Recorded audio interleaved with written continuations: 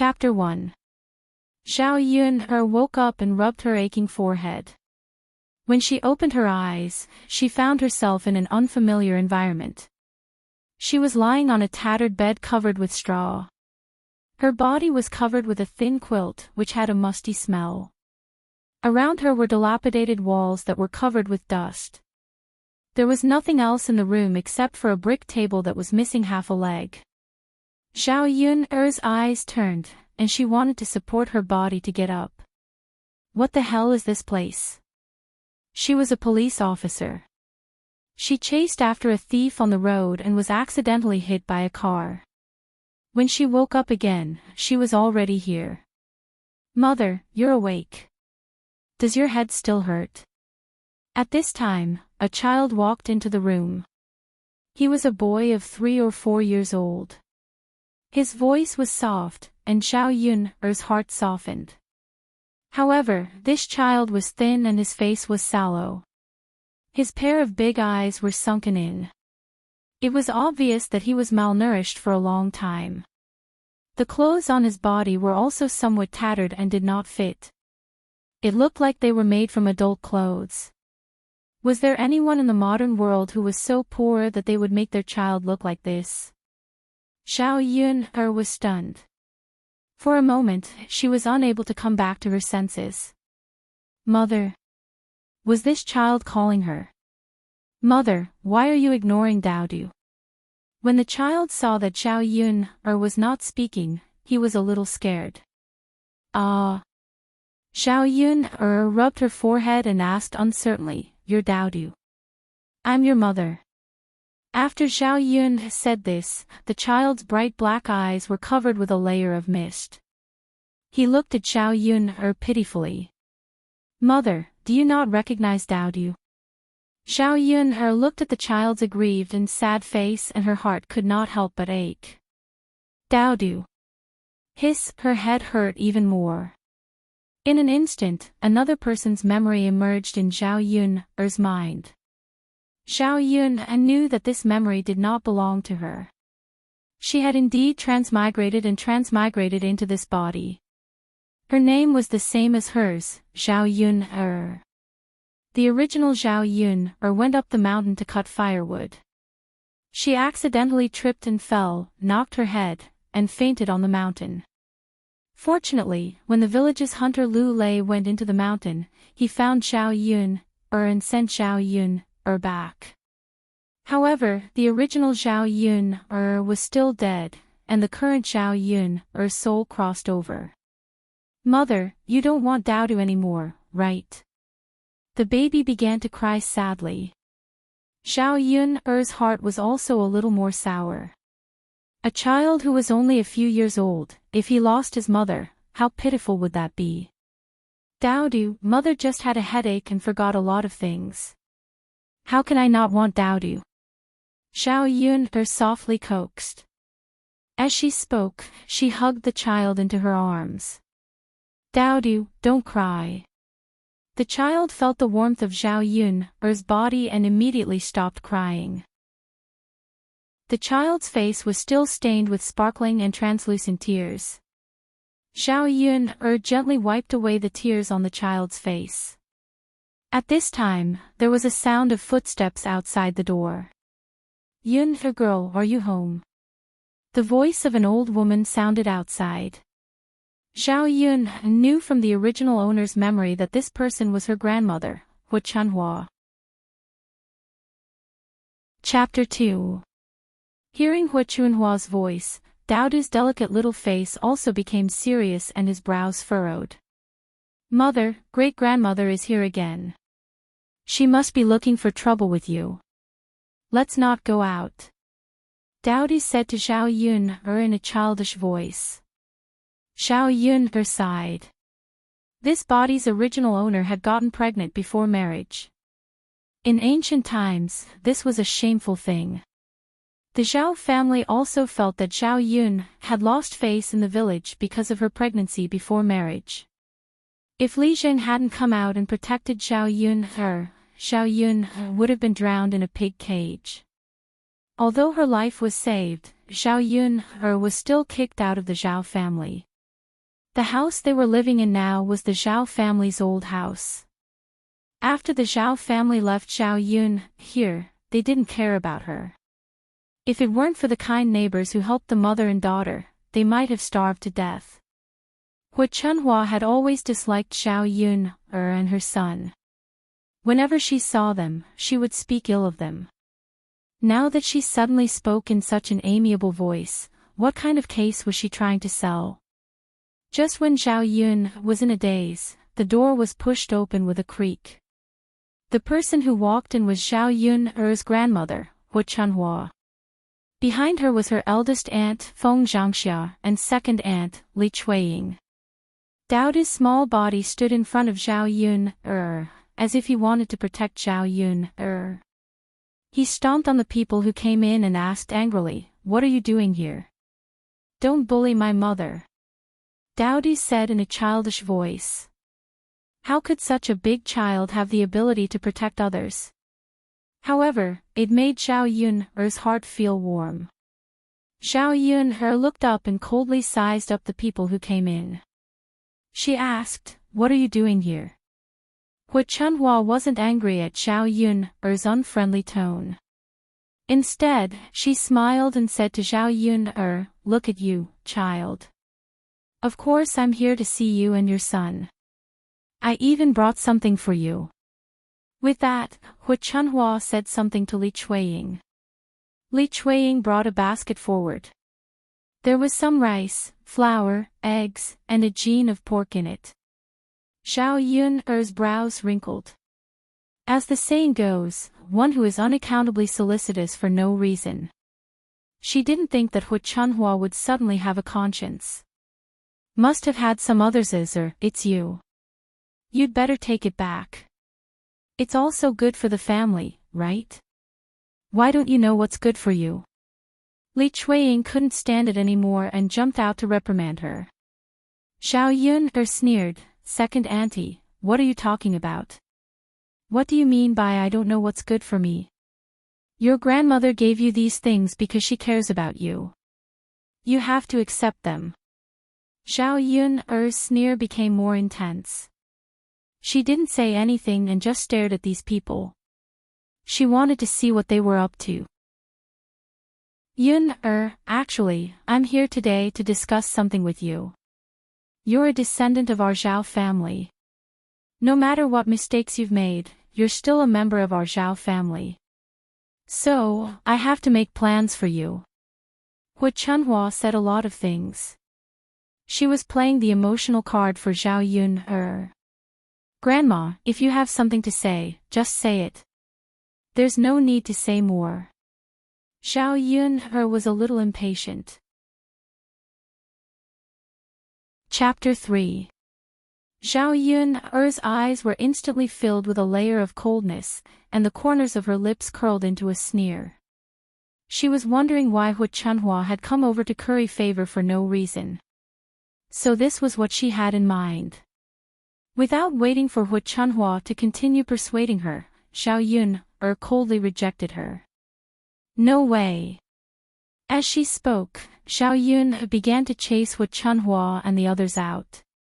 Hu Chunhua immediately became anxious and couldn't help but scold, "You wretched girl, are you trying to anger me to death? Aren't I doing this for your own good? Look, you're an unmarried girl with a child by your side. Do you know how many people are gossiping about you? Even our old Zhao family is being laughed at by so many people. If we give Daodu away, you're still young and can still find a husband." Li Chuiying chimed in from behind, "That's right, Yun. Your grandmother is doing this for your own good. If we give Daodu away to a wealthy family, he'll be able to enjoy life there. When he becomes the young master of that family, he'll be served lavishly every day. It's not like we're selling Daodu away." Zhao Yun felt disgusted by the way the mother-in-law and daughter-in-law echoed each other. "Second aunt, since that's the case, why don't you send your Yang away to enjoy life? My Daodu and I are used to living a hard life." "We don't need that," Zhao Yun replied coldly. The Yang that Zhao Yun was referring to was Li Chuiying's precious eldest grandson, who was also the child of Zhao Yun's eldest cousin brother. He was about the same age as Dao Du. Li Chuiying didn't know what to say to Zhao Yun for a moment. When did this last become so eloquent? Li Chuiying angrily complained to Hu Chunhua, "Mother, look, this damned girl doesn't know what's good for her." Hu Chunhua narrowed her eyes, and a glint flashed through her small eyes. She was thinking about how to persuade Zhao Yun. He hadn't noticed it before, but now he had calmed down. He increasingly felt that the Zhao Yun in front of him was like a different person. In the past, he had a soft personality. How would he dare to go against them? This time, he actually turned the sky upside down and quarreled with the elders. "Mother, if she doesn't listen when we talk nicely, then we'll snatch her. Just grab that little bastard." Li Chuiying was also impatient, and she couldn't go on with Zhao Yun. Since Zhao Yun refused to listen to reason, then don't blame them for using force. Speaking of snatching the child, Dao Du hid behind Zhao Yun in fear. His small body couldn't help but tremble because of fear. Zhao Yun's eyes became sharper and more vigilant. She shielded Dao Du. Hu Chunhua also felt that they couldn't continue to waste time like this, so she nodded. They had to take this child back. The mother-in-law and daughter-in-law looked at each other. They were ready to take action. There were 3 of them, and Zhao Yun was alone. It was naturally easy to snatch the child.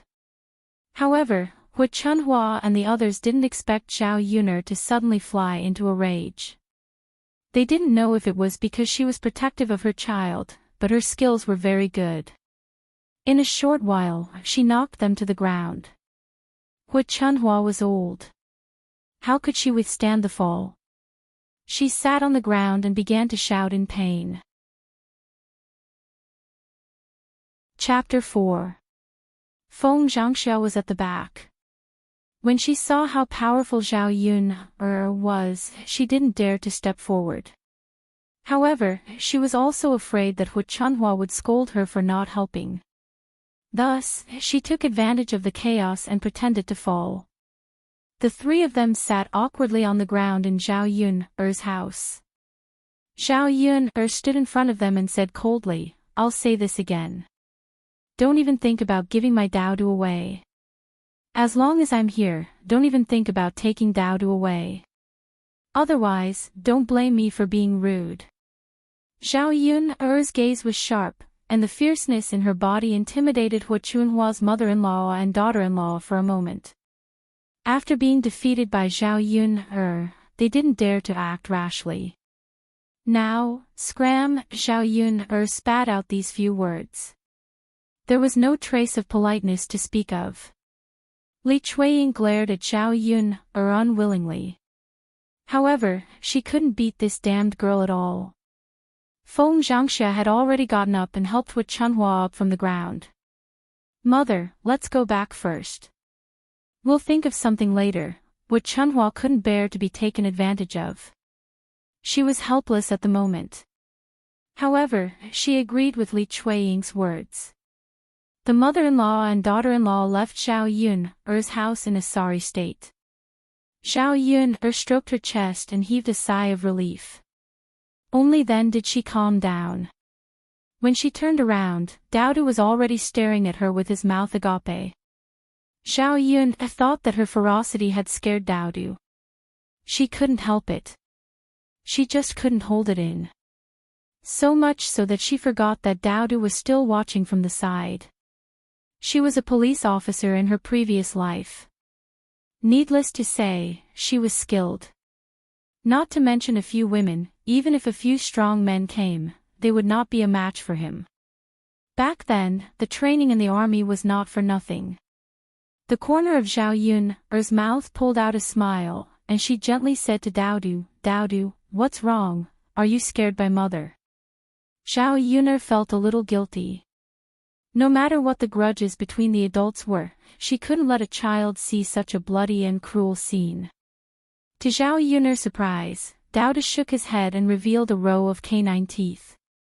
No, Mother, Dowda just thought that Mother was amazing just now. You beat the people who bullied us away. Will Mother still be like this in the future? The little fellow seemed to like her fierceness. However, Zhao Yun knew that the two of them were used to being bullied. Zhao Yuner had never resisted like today, so Dowdu also suffered a lot of bullying and grievances. Taking the little boy into her arms, Zhao Yuner said softly, "Of course, Dowdu. Don't worry, with Mother here in the future, no one will bully us anymore. Mother will beat them to a pulp." Dowdu was amused by Zhao Yuner and giggled. Mother, Dowdu likes Mother like this. Mother also likes Dowdu. Then Mother won't give Dowdu away in the future, right? The little boy was a little worried because of what Hu Chunhua and the others said. Zhao Yuner patted Dowdu's head. Of course not, no one can take Dowdu away from Mother. Dowdu will never leave Mother. On this side, while Zhao Yuner and Dowdu were deeply affectionate, Hu Chunhua and her daughter-in-law were not in such a good mood. Especially Li Chuiying. Chapter 5. Hu Chunhua was also angry, and Li Chuiying's words made her even angrier. That wretched girl. I've been too polite to her. I have to teach her a lesson. But Mother, we don't know where that girl got her skills from. We can't beat her. How did we get that bastard here? Li Chuiying asked. Of course we have to think of a way. Can't you use your brain and think about it? Hu Chunhua said. Li Chuiying curled her lips and began to think hard. The reason why the mother-in-law and daughter-in-law were so persistent was that Dowda was too valuable to them. There was a rich family in the town. The rich old man couldn't give birth to a son, so he went to the various villages to look for boys. If they were sent to him to be his son, he would directly give him 200 taels of silver and some other benefits. In ancient times, 200 taels of silver was not a small amount. It was enough to buy a lot of things. 1 mu of land was only 7 or 8 taels of silver. However, the people in the countryside valued boys over girls, and the idea of boys carrying on the family line was very serious. Unless the family really couldn't survive, otherwise, they would never sell or give away the boys at home. After Hu Chunhua's mother-in-law and daughter-in-law heard about this matter, they thought about the 200 taels of silver and started to have designs on Dowdu. Mother, let third brother's wife go later. That girl listens to third brother's wife the most. If she still doesn't agree, let third brother break that wretched girl's legs. I don't believe that she has the ability to go against her parents. Li Chuiying suddenly thought of this idea and said excitedly. The saliva in her mouth splashed and splashed on Feng Zhangxia's face. Feng Zhangxia couldn't help but feel nauseous. Her second sister-in-law's saliva was so strong and smelly that she wanted to vomit just by smelling it. Hu Chunhua's eyes lit up when she heard Li Chuiying's words. She thought that Li Chuiying's idea was good. Let's go back quickly and talk to third brother and his wife. Zhao Yun's forehead still had some pain. After using all her strength, her whole body also seemed to be a little sore. In the end, it was because the original owner's body was too weak. In the past few years, the mother and daughter had not eaten many full meals. Their nutrition could not keep up, so how could their bodies be well? Before, there was no other way. The original owner was a girl with a baby behind her. She couldn't do anything. But now that she had transmigrated, things were different. From now on, she couldn't let Dowdu continue to starve with her. She had to take good care of her body. Otherwise, she wouldn't have enough strength to fight. Goo, Dowdu's stomach growled. Dowdu raised his head and looked at Zhao Yuner in embarrassment before rubbing his stomach. Dowdu must be hungry. Mother will go and cook, Zhao Yuner said. Mother, Dowdu will help you with the fire. The baby obediently followed over. Zhao Yuner followed the original owner's memories to the kitchen. Although it was called a kitchen, it was just a simple shed built with a few pieces of wood. One side of it was attached to her house. There was a simple stove in the shed. When they first moved to this house, they didn't have a stove. It was the village's hunter, Lu Lei, who helped build it. Chapter 6. Zhao Yun knew that Lu Lei was interested in her. She also felt that Lu Lei was a good person. It was just that she was dragging a baby behind her. The reason why she didn't want to be with Lu Lei was because she didn't want to wrong Daodu. Secondly, she didn't want to compromise. Thirdly, Lu Lei was such a good person. He would naturally be able to find a girl who would treat him better. Zhao Yun went to the front of the stove. In addition to a cold pot, there were only a few broken bowls on the stove, as well as oil jars and salt jars that had already reached the bottom. As for food, there was only a little bit of flour left. She estimated that after 2 more meals, there would be nothing left to eat. Zhao Yun secretly sighed in her heart. No matter what, she had to earn money and find food in the shortest time possible. She couldn't let Daodu starve. Although there was some pressure, for a modern person from the 21st century, she didn't believe that she couldn't do it with her own hands and brain. "Mother, what are we eating for lunch?" Daodu came over and asked in a childish voice. Perhaps he was really hungry and wanted to eat something. "Mother will make noodles for Daodu for lunch, okay?" Daodu nodded heavily. When he smiled, 2 shallow dimples appeared on his face. "Okay, Daodu will eat whatever mother makes." Zhao Yun patted Daodu's head. "Daodu, be good." There was only a little flour. Other than making noodles, she really couldn't think of anything else to make. After filling a bowl with flour, Zhao Yun began to roll out the noodles. Speaking of which, her cooking skills weren't bad. It was difficult for women who were police officers to get married. In her previous life, her appearance was also average. Her mother was afraid that she wouldn't be able to get married, so she forced her to practice her cooking skills. She said that to grasp a man's heart, she had to grasp a man's taste. What she lacked in appearance and personality, she could make up for with her cooking skills. As time went by, it was hard for her culinary skills not to improve. After rolling out the noodles, Zhao Yuner saw some vegetables planted in the corner of the room. She pulled a handful of them and put them into the noodles to cook. When Daodu saw that Zhao Yun was done with her work, he became angry. His movements were very skillful, and the sound of burning wood could be heard from the stove. It was said that children from poor families matured early, and it was true. Daodu was still so young. Even now, he was still a little emperor who was pampered by his family. How could he do so many things? Speaking of which, Daodu was only 3 years old. Such a young child, yet he was so sensible that Zhao Yun felt sorry for him. When the pot was heated up, Zhao Yuner poured some oil into the pot and poured more than half of the remaining oil. After the oil heated up, it emitted a fragrant aroma. The mother and daughter immediately swallowed their saliva. The little guy's eyes glanced at the pot from time to time. It seemed that he was very hungry. When the oil was heated up, she added some water. After the water boiled, she put in the noodles.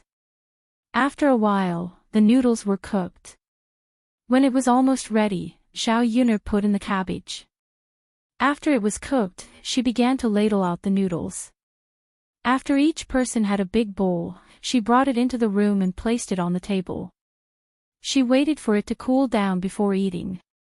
At this time, a man's rough voice came from outside the door. "Yuner," it was Lu Lei.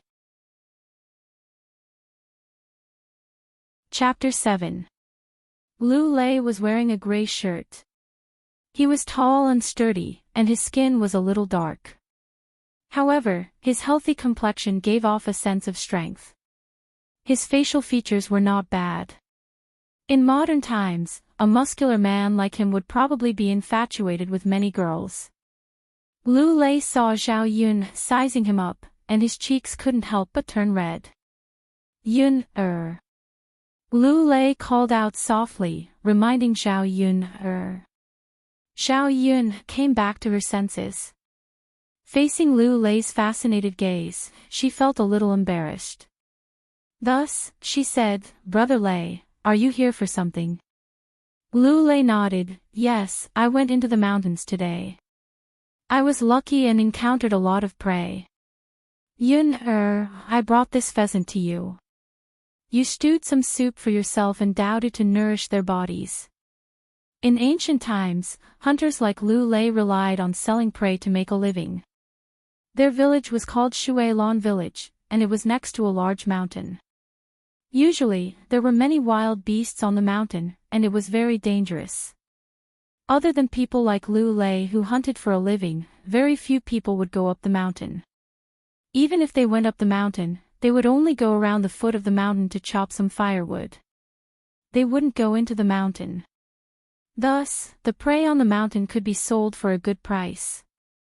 Looking at the pheasant in Lu Lei's hand, it was probably worth a few dozen copper coins. It wasn't a small amount in the countryside.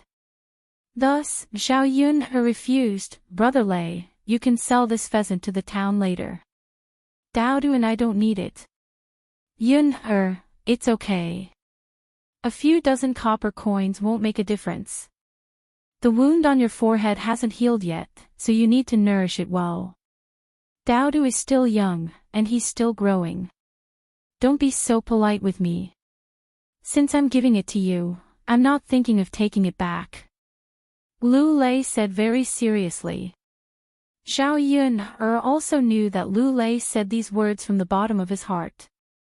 Zhao Yun thought about it. Lu Lei was right. Needless to say, Dao's body was still growing, so he needed to replenish his nutrients. She will keep this pheasant for now. She will remember Lu Lei's kindness. When she makes money in the future, she will repay Lu Lei's kindness.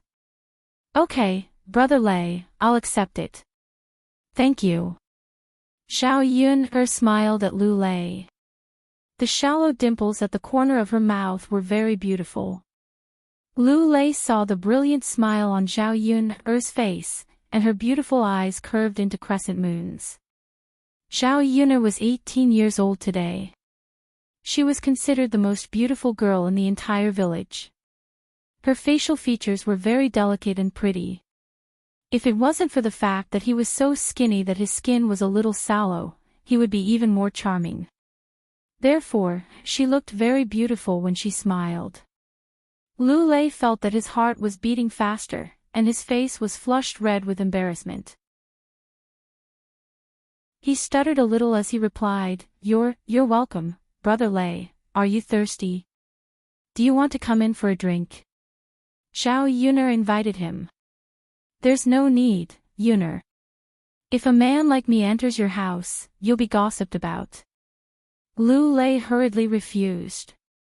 In this village, there were many gossipy old women. If people knew that he entered Zhao Yun's house, who knew what kind of things he would be said about him? He didn't care. A man like him was thick-skinned, so it wasn't a big deal to be scolded. However, Zhao Yun was different. Chapter 8. Zhao Yun was stunned. She didn't expect a man like Lu Lei to be so considerate and think so much for her. "Brother Lei Z, wait for a while. I'll get a bowl of water," Zhao Yun said. As Zhao Yun spoke, Lu Lei saw the thin figure turn and enter the dilapidated house. After a while, she came out with a big bowl of cold water. "Brother Lei Z, here." Zhao Yun smiled and handed it to Lu Lei. Lu Lei took it and drank it in 2 or 3 mouthfuls. After wiping the water from the corner of his mouth, he smiled at Zhao Yun. At this moment, his heart was filled with happiness that he had never felt before. Not far away, Qin Hailan, who came back from picking vegetables in the vegetable garden, saw this scene and made a hissing sound. Hey, hey, hey, are the two of you together? Look at you, your relationship is quite good. From afar, you look very compatible. Xiao Yun frowned and was a little unhappy. She glared at Qin Hailan. Qin Hailan was only in her 30s and was famous in the village for being a gossipy woman. She loved to gossip, and all the bad things were spread by her big mouth. She lived not far from Xiao Yun and could be considered a neighbor. When she had nothing to do, she liked to come over to find trouble and bully Xiao Yun. She also knew that Xiao Yun didn't have her family to protect her now. Even if she was bullied, no one would come forward to help her. If it was the Xiao Yun of the past, she might not say anything. But now, Xiao Yun couldn't stand being bullied. Xiao Yun replied to Qin Hailan in a cold voice, "Auntie, you have to be responsible for what you say. There's nothing between me and Brother Lazy. You're talking nonsense. If I hear any rumors in the village, I won't let you off easily." Qin Hailan was stunned. She didn't expect that Xiao Yun, who usually listened to her words, would know how to resist at this time. What the hell? Lu Lei hurriedly added, "That's right, Auntie. You can't talk nonsense. Yun and I are innocent. If your words are heard by the people in the village, won't it just ruin Yun's reputation?" Qin Hailan was not a kind person either. Seeing Lu Lei and Xiao Yun criticizing her, she spat. "What are you two pretending for? You've been together for a long time. Do you think that the villagers won't know if I don't tell them? Xiao Yun, why else would I call you cheap?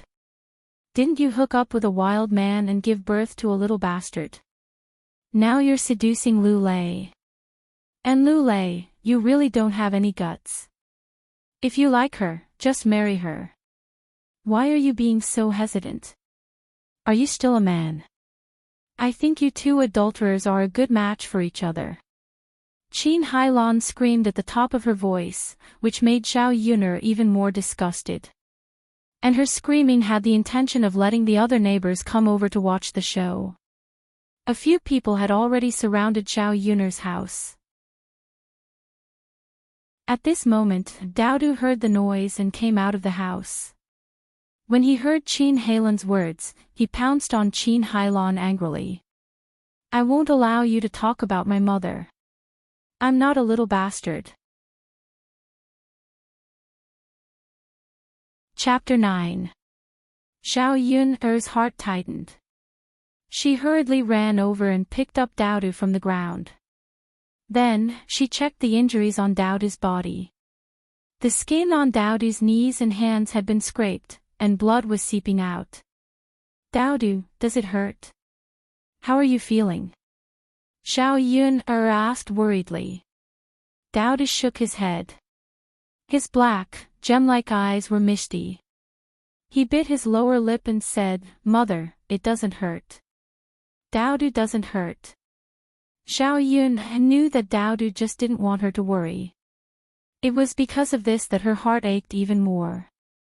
Xiao Yun stood up immediately. "Daodu, mother will avenge you. Damn it, if the tiger didn't show its might, she would be treated as Hello Kitty." Xiao Yun glared at Qin Hailan as if her eyes were about to spit fire.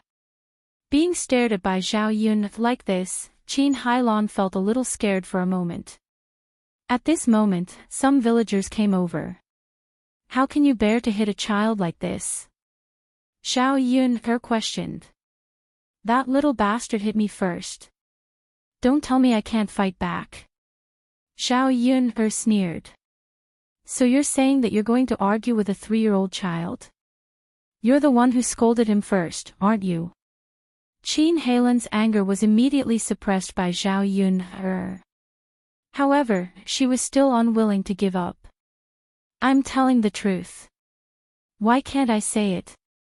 If you don't want others to say it, then don't do it yourself. There are so many people in the village. Why don't I scold you instead of others?" You're twisting words and forcing logic. Zhao Yun didn't want to be polite with Mulan. This kind of person deserved to be taught a lesson. She should give her a good beating and teach her a lesson. Naturally, she would be obedient. Therefore, Zhao Yun'er slapped Qin Heilan's face.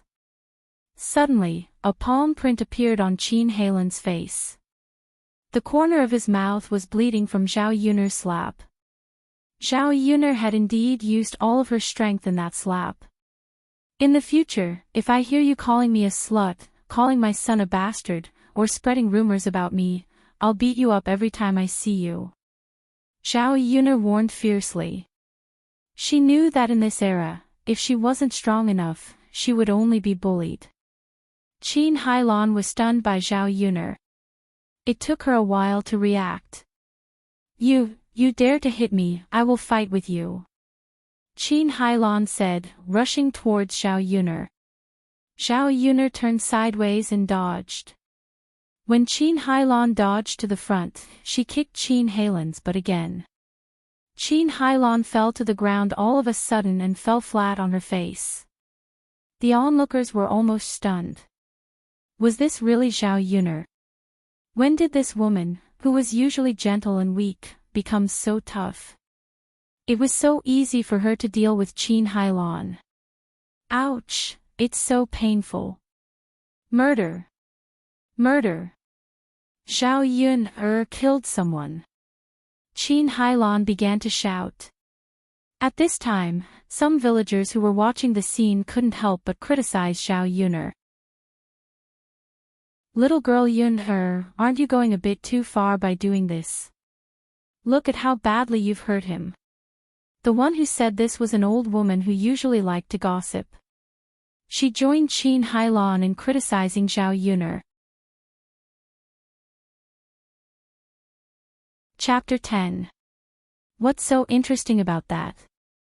I'm just telling the truth. The truth.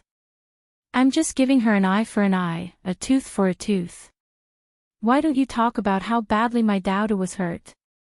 He's only 3 years old.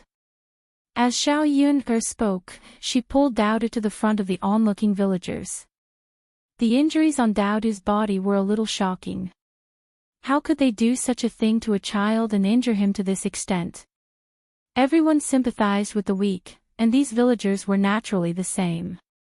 Seeing that Daudu was seriously injured, they all felt sorry for this poor child. Sigh, how could she hurt a child? Is she still human? That's right, no matter what an adult does, she can't be calculated with a child. And he's only 3 years old. If his injuries were more serious, wouldn't he lose his life as well? Is this even something a human would do? More and more people were criticizing Qin Heilan. The old woman, who was originally defending Qin Heilan, did not know what to say anymore. Qin Heilan was taught a lesson by Zhao Yun'er. In the eyes of these villagers, Qin Heilan deserved it. If someone else bullied their child like this, wouldn't they fight with their lives on the line? Zhao Yun'er was also very grateful for the words of these villagers. Holding Daudu's hand, she bowed to the crowd and said, "Thank you for speaking up for justice. We don't like to cause trouble, but if someone comes to bully us, I'm not someone to be trifled with." Today, Qin Heilan's fate was a warning to the crowd. It could also be considered as letting these people know how powerful she was. When today's matter spread, Zhao Yun'er predicted that she might become famous in the village. After watching the show, the villagers left one after another. Qin Heilan was also helped back by others. Zhao Yun'er's door was suddenly quiet. Lu Lei stood at the side, feeling a little complicated. When he looked at Zhao Yun'er, there was a little more heartache in his eyes. Zhao Yun'er seemed to have suddenly changed into a different person. He knew that it was all because of reality. If she wasn't strong enough, she wouldn't have allowed Daudu to suffer such grievances today. Qin Heilan might even spread rumors about the two of them. Instead, he taught Qin Heilan a lesson, and Qin Heilan behaved herself. Yun'er. Lu Lei called out to Zhao Yuner. Zhao Yuner raised her eyes, and the two people's eyes met. Brother Lei Zi, what's wrong? Zhao Yuner asked. Yuner, Lu Lei really wanted to ask if Zhao Yuner was willing to marry him. After marrying him, he would definitely do his best to protect the two of them. He would not let them suffer any grievances, nor would he let them go hungry. But when the words were at the tip of his tongue and he looked into Zhao Yuner's eyes, he suddenly choked on his words and couldn't say anything. Brother Lei Zi, what about me? Zhao Yuner asked in confusion. Lu Lei's lips curled into a smile. In the end, he still didn't have the courage to say it. Nothing, I just wanted to say that you should quickly help Daodu into the house and wipe Daodu's wound. I'm a man. I won't go in. Zhao Yuner nodded. Okay, Brother Lei Zi, then you should go back. Be careful on the road. Also, thank you for the pheasant. Chapter 11. Zhao Yuner carried Daodu into the house. Seeing Daodu's injuries, Zhao Yuner's heart ached. She hurriedly found a piece of cloth and got some hot water from the pot on the stove. She gently wiped Daodu's injured arm. Daodu's tender arm and leg had large scrapes. Zhao Yuner wiped away the blood around the wound. It was a pity that there was no iodine in ancient times. Zhao Yuner was worried that such a heavy wound would become inflamed. She raised Daodu's little hand and blew on it. Zhao Yuner asked, Daodu, does it hurt a lot? Daodu shook his head, Mother, don't worry about me. It doesn't hurt. Daodu is fine. Silly child, how could it not hurt? Mother will blow on it for you. Daodu's little face had traces of tears, but he was smiling happily. Daodu, look at your scrapes. How can you still smile? Mother, it's because Daodu is happy. Daodu likes it when Mother scolds people. This way, no one will dare to bully us. Mother wasn't like this before. Daodu said in a childish voice. Zhao Yuner felt sad when she heard this. If she was as weak as the original owner, she would have been bullied to death today. Daodu would have suffered for nothing. Of course. Mother will protect Daodu well. Come, Daodu, you must be hungry. Mother will feed you. Zhao Yuner said as she brought over the cold noodles from the table. Mother, you eat too. Daodu can eat by himself. Daodu said with a serious face. Looking at Daodu's tender little face, Zhao Yuner's heart warmed. Heavens, how can there be such a sensible child? If this was the 21st century, it would be impossible to find such a person, right? In her previous life, she was an old leftover woman. She did not even have a man, let alone a child. However, she was also very fond of children. In this life, Daodu was such a sensible child. It could be said that the heavens had given her a gift. It's okay, Daodu should finish eating first, then Mother will eat. Mother isn't hungry anyway. Daodu's hand is injured, so Mother wants to feed him. Dodo didn't refuse again. She smiled happily, and the corners of her mouth curved into a brilliant smile. Mother, the noodles you made today are really delicious. Really? Daodu has never tasted such delicious noodles before. Zhao Yuner looked at the noodles with a few cabbage strands in the bowl. In fact, it was already very vegetarian. It was just a few more drops of oil than usual. Daodu, trust me, I'll make even better food for you later. Look, your Uncle Lu even sent us a chicken. Mother will make chicken soup for you to drink tonight. Daodu's smile became even brighter. After lunch, Zhao Yuner started to get busy at home. Now that the four walls of the house were bare, it wouldn't do. She had to decorate the house. This bed was actually made of wood and mud bricks. Not to mention a quilt, it didn't even have a cushion. It could only be covered with a layer of straw and covered with a thin, moldy quilt. Zhao Yuner carried the blanket out. She couldn't stand the moldy smell. The house was so damp because the roof was leaking in several places. It was fine on normal days, but when it rained, the roof would leak in. Mother. Dowdy saw Zhao Yuner come out and stuck to Zhao Yuner. Chapter 12. Mother, Dowdy likes to follow you. Zhao Yuner smiled helplessly. Okay, then Dowdy will follow me. Aha, Zhao Yuner turned around and went back into the house. She took out everything that could be taken out to dry. There was really too little stuff in the house. After tidying up, Zhao Yuner began to think about how to earn money, not just to fill her and Dowdy's stomachs. Not only did the food in the house run out, but the bedding and furniture also had to be replaced. In addition, this rundown house was simply not suitable for living. She also had to spend money to build a new house. Dowdy was so young, he couldn't suffer too much with her. But how could she earn money?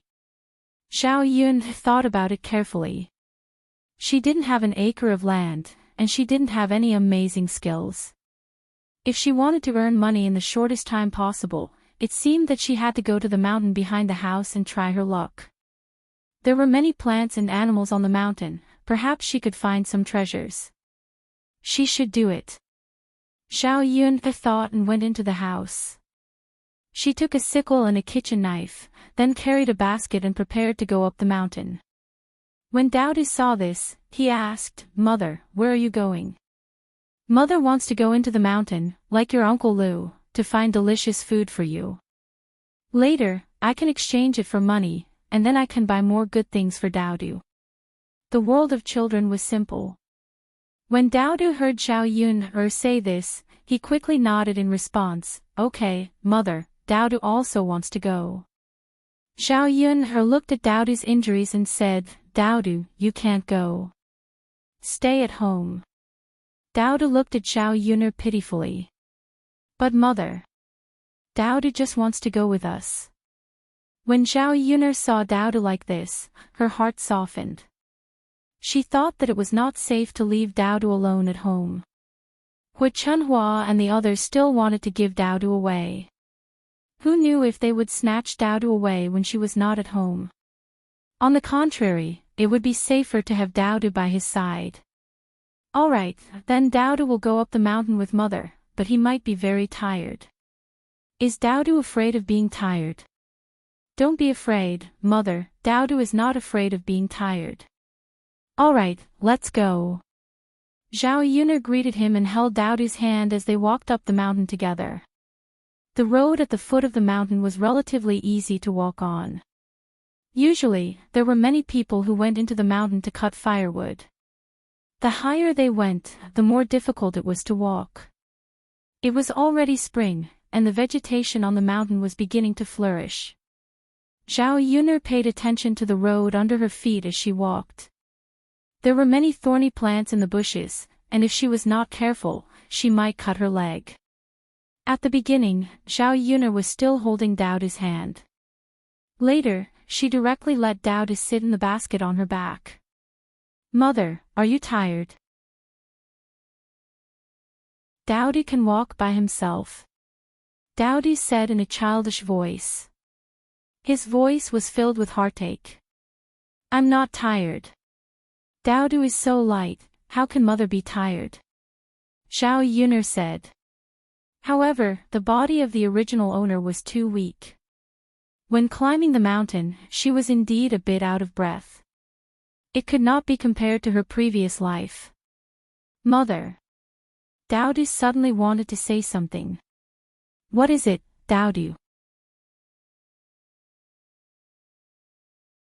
Chapter 13. Dowdy still remembered what Mulan had said today. Children were more sensitive. Zhao Yuner didn't know how to reply to Dowdy's question. Just who was Dowdy's father? Zhao Yun searched through the memories of the original owner of this body, but she didn't have any recollection of it. Perhaps it was because the original owner of this body felt humiliated, so she chose to forget about it. I don't know about your father either. But don't worry, Daodu. I'll find you a tall, handsome, and rich father in the future, alright? Daodu thought about it before replying solemnly, alright. Everyone else has a father. Daodu also wants one. Mother, you have to find Daodu a father as soon as possible. Zhao Yun rubbed her forehead, feeling a bit pressured. It was all her fault. She had to think of ways to earn money and find a father for Daodu. Where was she going to find a tall, handsome, and rich father? All right. I'll find you a father as soon as possible. Zhao Yun squeezed out a smile. However, she was cursing Daodu's father inside. Just who was that scum? He ran off after sowing his seed, leaving the original owner and Daodu to suffer. It was best if she didn't run into a man like that. Otherwise, she would definitely teach him a lesson. Naturally, she wouldn't let Daodu reunite with him either. Just after Zhao Yi cursed, in a courtyard in the capital, a handsome man sneezed several times in a row. His subordinate couldn't help but say, Gongzi, these days the weather is still relatively cold. At night, cover yourself with a quilt. Don't catch a cold. The handsome man raised an eyebrow slightly, I know. Mo Yen, you're becoming more and more naggy. You're just like a housewife. Zhao Yun carried Daodu into the mountains. After walking for a while, they had some gains. There weren't many other things in this mountain, but there were still a lot of wild vegetables. Other than a rundown house, there was not a single piece of land in the house. They could only casually plant some seeds in the corner of the house and grow some small vegetables. These wild vegetables were good for stir-frying or spooning. In modern times, they couldn't be bought with money. However, Zhao Yun discovered that she was not as skilled as Lu Lei to get some game. The pheasants and rabbits in the mountains ran very fast. Without a bow and arrow, it was impossible to catch them. Mother, look, there's a bird's nest on the tree. Daodu raised his head and looked at the tree, seemingly very happy. Children like small animals, especially birds. Mother, there are little birds flying out. Hearing Daodu's childish voice, Zhao Yun also looked up at the tree and saw a pigeon's nest. The pigeon had been alarmed by Zhao Yun and Daodu, so it immediately flew out of the nest. Zhao Yun suddenly thought of something. She put down Daodu and said to Daodu, Daodu, Mother will go to the tree. I'll get some bird eggs for you. Pigeon eggs were similar to chicken eggs. They tasted quite good when cooked or stir-fried. Now that Zhao Yun and Daodu could not eat chicken eggs, they were a rare thing in the countryside. They were usually saved up to exchange for silver or to nourish their bodies. Okay. Daodu smiled resplendently, Mother, be careful when you climb the tree. Don't fall. Chapter 14. As Zhao Yun spoke, she nimbly climbed up the tree. In her previous life, as a police officer, her skills were naturally good. Although it was a little bad for her to transmigrate into Zhao Yun's body, she still remembered the skills of climbing trees. Zhao Yun climbed to the top of the tree in a short while, like a monkey. She saw 7 or 8 pigeon eggs lying in the pigeon nest. Zhao Yun carefully took out the pigeon eggs and put them in her pocket. When she was about to climb down the tree, she looked up and saw a huge beehive hidden in the middle of the trees. She could still hear the sound of bees inside. Zhao Yun's movements were even more gentle. These bees should not be disturbed. If she was stung by a bee, her body would definitely swell up. If it was a large hornet, her life might be in danger. After Zhao Yun carefully climbed down the tree, she held the pigeon eggs in her pocket in front of Dowdu and smiled. Dowdu, look, these are the pigeon eggs that mother made. Dowdu looked at Xiao Yun with eyes full of worship. Mother, you are amazing. Dowdu's mother is of course amazing. Let's go to other places and see if there are any pigeon nests. Mother will bring some back. NN. The mother and son walked through the forest, not afraid of danger. The reason why no one came to this mountain was because there were indeed some wild beasts. Another reason was that there were rumors that there were man-eating demons deep in the mountains. Therefore, no villagers dared to enter the mountains. It was also because of this that some of the wild resources in the mountains were not touched. Along the way, Xiao Yun saw a lot of pigeon nests.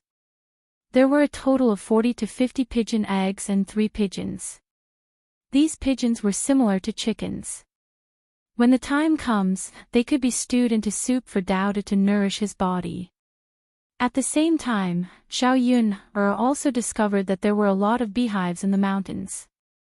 Not far away, one could find one on a tree branch. If there were bees in the beehive, then there would also be honey. In this day and age, honey was definitely a good thing. If she could get some honey from these beehives and sell it, it would be a good way to make money. However, she was in a hurry to go up the mountain today and did not prepare anything. It was unrealistic to want to get honey back. She could only wait for the next time she went into the mountains and bring all the necessary tools. Only then could she get the honey from the beehives. Today's harvest was quite good. Xiao Yun said to Dowdu, Dowdu, let's go. Yes, mother. Dowdu, come down and walk by yourself. Mother is tired of carrying Dowdu. Silly child, didn't I said I'm tired? But mother, your forehead is sweating. Dowdu will help mother wipe it off. At the same time, Dowdu raised his little hand and used his sleeve to wipe away the beads of sweat on Xiao Yun's forehead. Seeing Dowdu's sensible face, Xiao Yun couldn't help but smile. She kissed Dowdu's cheek heavily. Thank you, Dowdu. Chapter 15. These people were Xiao Yun's parents, Xiao Wenhua and Liang Jinxiao, as well as her older sister, Xiao Ping. In the original owner's memories, her parents were quite good to her, but their temperaments were a bit soft. Especially the original owner's father, who was a bit blindly filial and listened to Hu Chunhua's words. If it weren't for the original owner's parents' temperament being a bit soft, the original owner wouldn't have had such a hard time these past few years. Nyangqin, its grandmother, grandfather, and aunt. Dowdy said in a childish voice. NN, I don't know why your grandmother, grandfather, and grandfather are looking for us. Xiao Yun's mouth was muttering, but her heart had a bad premonition. When Xiao Yun walked over, Xiao Wenhua and Liang Jinxiao stepped forward and said to Xiao Yun, with a smile, Yun, you're back. Why weren't you home just now? Where did you go? Without waiting for Xiao Yun to speak, Xiao Ping's sharp eyes saw that Xiao Yun's basket was filled with good things. A somewhat shrill voice called out, Nyangqin, she must have gone up the mountain, there are pigeons and pigeon eggs in the basket. Xiao Yun glanced at Xiao Ping. Xiao Ping was only 19 years old, not much older than Xiao Yun. Although they were born from the same mother, Xiao Ping had a birthmark on her face, which affected her overall beauty, so she couldn't find a good marriage partner and still stayed at home at such an old age. In ancient times, a 19-year-old girl was an old girl. If she stayed at home, people would gossip. Xiao Ping and Xiao Yun were not on good terms since they were young. She was picky and didn't like Xiao Yun, but she was close to the other cousins. When the original owner got pregnant before marriage, she made a lot of sarcastic remarks in front of the original owner's parents. Xiao Ping also contributed a lot to the original owner's suffering these past few years. Big sister, I'm going up the mountain. What does it have to do with you? Am I bothering you? Is it necessary for you to shout so loudly in front of father and mother? Zhao Yun replied snappily. Zhao Ping was also very indifferent to this. Mother, look at what she's saying. Zhao Ping didn't expect Zhao Yun to talk back. She complained to Liang Jinchao angrily. Zhao Ping rolled her eyes. She felt that Zhao Ping was even more disgusting. Liang Jinchao looked at Zhao Yun and said in a very gentle tone, Yun, you went up the mountain just now, right? Zhao Yun nodded. In fact, Liang Jinchao was very good to the original owner. Many times, he secretly sent some money and food. Zhao Yun was not an unreasonable person. She would be good to whoever was good to her. If someone was bad to her, she would naturally not be polite. Yun, you can't casually go into the mountain. It's dangerous. If something happened to you, mother would be worried to death. Liang Jinchao held Zhao Yun's hand and said, Mother, I'm fine. I can take care of myself. I'm not a child. In order to let Dao to eat and wear warm clothes, I have to go into the mountain to find something good. Liang Jinchao looked at Zhao Yun and sighed. Chapter 16. After Zhao Ping finished her words, she walked forward and was about to take the pigeon eggs from Zhao Yun's basket. Zhao Yun pushed Zhao Ping's hand away. She hadn't even said that she would give them to her, but Zhao Ping was being so self-conscious. Mom, look. Aren't they just a few pigeon eggs? She doesn't even want to give them to us. You've given her so many good things. She's so heartless. Zhao Ping complained in front of Liang Jinchao. Zhao Yun sneered. Zhao Ping was really good at sowing discord, but she wasn't easy to deal with. Sister, you have to have a conscience. When did I say that I wouldn't give them to my parents? Then why didn't you let me touch them just now? Isn't it because you don't want me to take them? Sister, you're really good at reading minds. How did you know what I was thinking? Zhao Yun said coldly. You, Zhao Ping glared at Zhao Yun angrily. Why didn't she realize that Zhao Yun was so eloquent before? She seemed to have changed into another person all of a sudden. Chapter 17. If they were to really give Daodu away, they were indeed reluctant to do so. Yuner. All right then. Mother won't make things difficult for you. Mother will go back and have a good talk with your grandmother. Liang Jinchao thought about it and decided to let it go. She didn't agree with giving Daodu away from the start. If it wasn't for Hu Chunhua making a big fuss, she wouldn't have come this time. Mother, go back and tell grandmother. She'll definitely scold you again. Zhao Ping said noisily. She glared at Zhao Yuner with dissatisfaction. You selfish brat. You only think about yourself and this little bastard. You don't care about father and mother. When Zhao Yuner heard Zhao Ping call Daodu a little bastard, her eyes shot out a cold light. If her parents weren't here, she really wanted to give her a few slaps. All right, Ping, you can't stop talking. Let's go back. Liang Jinchao reprimanded Zhao Ping. Zhao Ping was unwilling, but she still obediently shut her mouth. Yuner, then father and mother will go back. Take care of yourself. If there's anything, just call father and mother. Liang Jinchao exhorted and then left. Zhao Yuner turned around and saw that Daodu was a little disappointed. It was difficult for children to hide their emotions. Whether it was sadness or happiness, it was always written on their faces. Zhao Yuner squatted down and hugged Daodu. Daodu is unhappy. Mother. Daodu really won't leave mother. Of course. No matter who it is, don't even think about separating Daodu and mother. But grandmother, grandfather, grandmother, and the others all want to give Daodu away. Mother didn't agree, so they can't give it to anyone. Don't worry, Daodu, mother will protect Daodu. Yes, yes.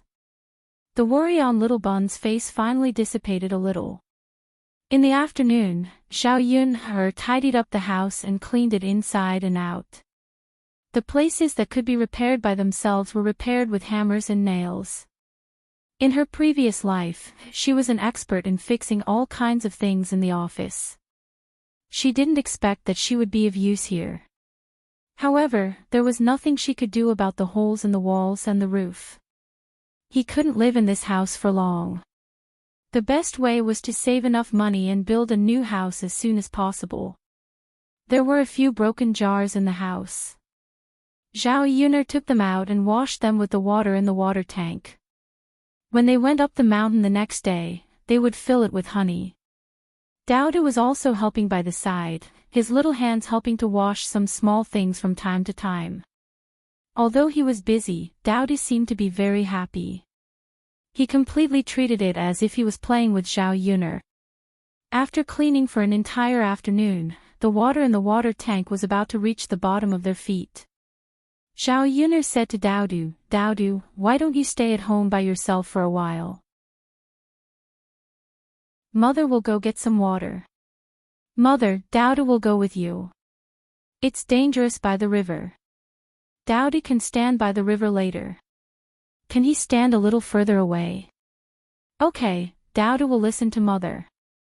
"Okay." Just as Xiao Yun'er was about to leave, she saw a 16 or 17-year-old boy walking towards her house. The boy had delicate features and was almost 1.8 meters tall. However, he was too thin.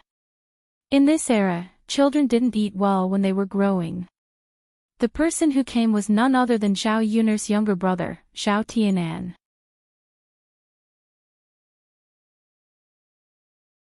Chapter 18. Zhao Yun'er's family had a total of 6 people. In addition to Zhao Yun'er's parents, there was Zhao Ping'er, and 2 younger brothers, Zhao Tianan and Zhao Tianfu. Zhao Tianan was 16 years old, and Zhao Tianfu was only 8 years old this year. These 2 younger brothers were closer to her, especially Zhao Tianan. When he had nothing to do, he would come over and help her. Seeing Zhao Yun'er carrying a bucket of water, Zhao Tianan hurriedly took it. He said, "Second sister, I'll go fetch the water. You rest."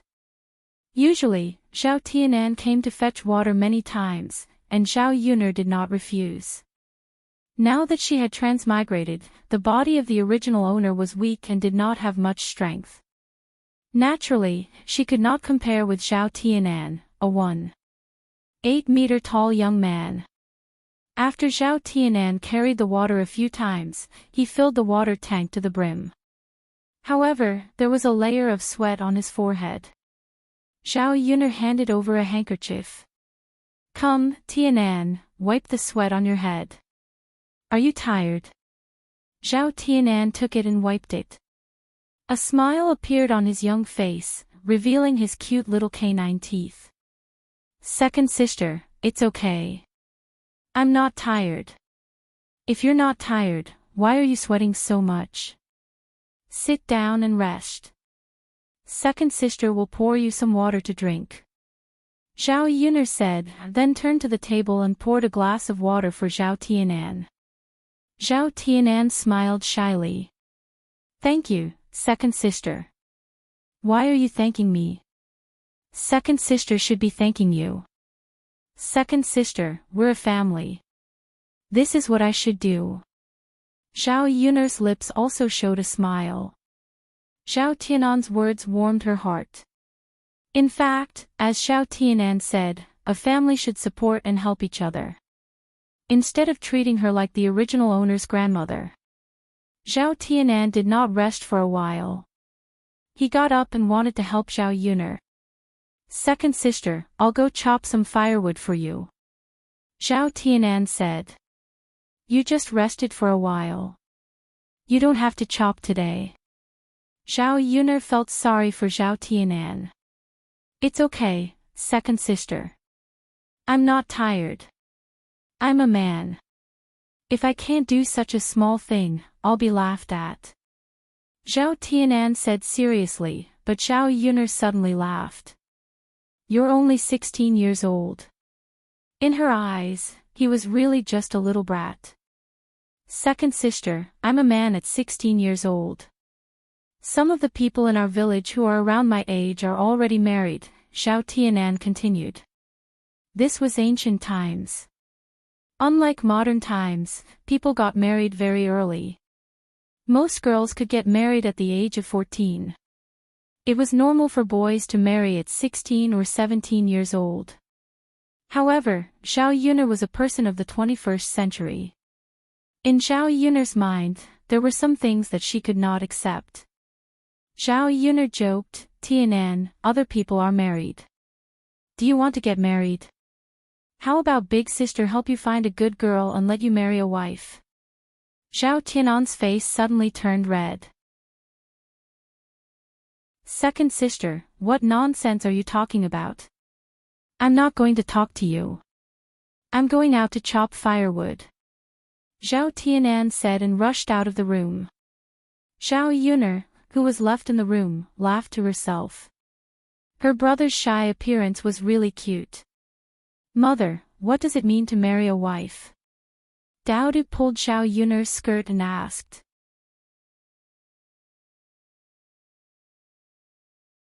Chapter 19. Daodu nodded as if he didn't fully understand. Then he asked in a soft voice, Mother, will Daodu also get married in the future? Zhao Yun nodded, yes, when Daodu grows up, Mother will also find a beautiful wife for Daodu. Daodu can't get married now. Daodu asked in a soft and cute voice. Zhao Yun was amused by Daodu's words. What? Daodu is still so young. Could it be that he's already thinking about getting married? Eldest uncle is getting married, Daodu is also getting married. Zhao Yun laughed and tapped Daodu's little nose. You're really shameless. You're still so young, no one will marry you. You can only wait until you're as tall as uncle before you can get married. Oh, then Daodu will work hard to grow taller. Okay, I'll wait for Daodu to grow taller. Mother will go cook now. Your Uncle Lu sent the chicken over, Mother will stew some soup for you. It was time to make dinner, so Zhao Yun had to go prepare.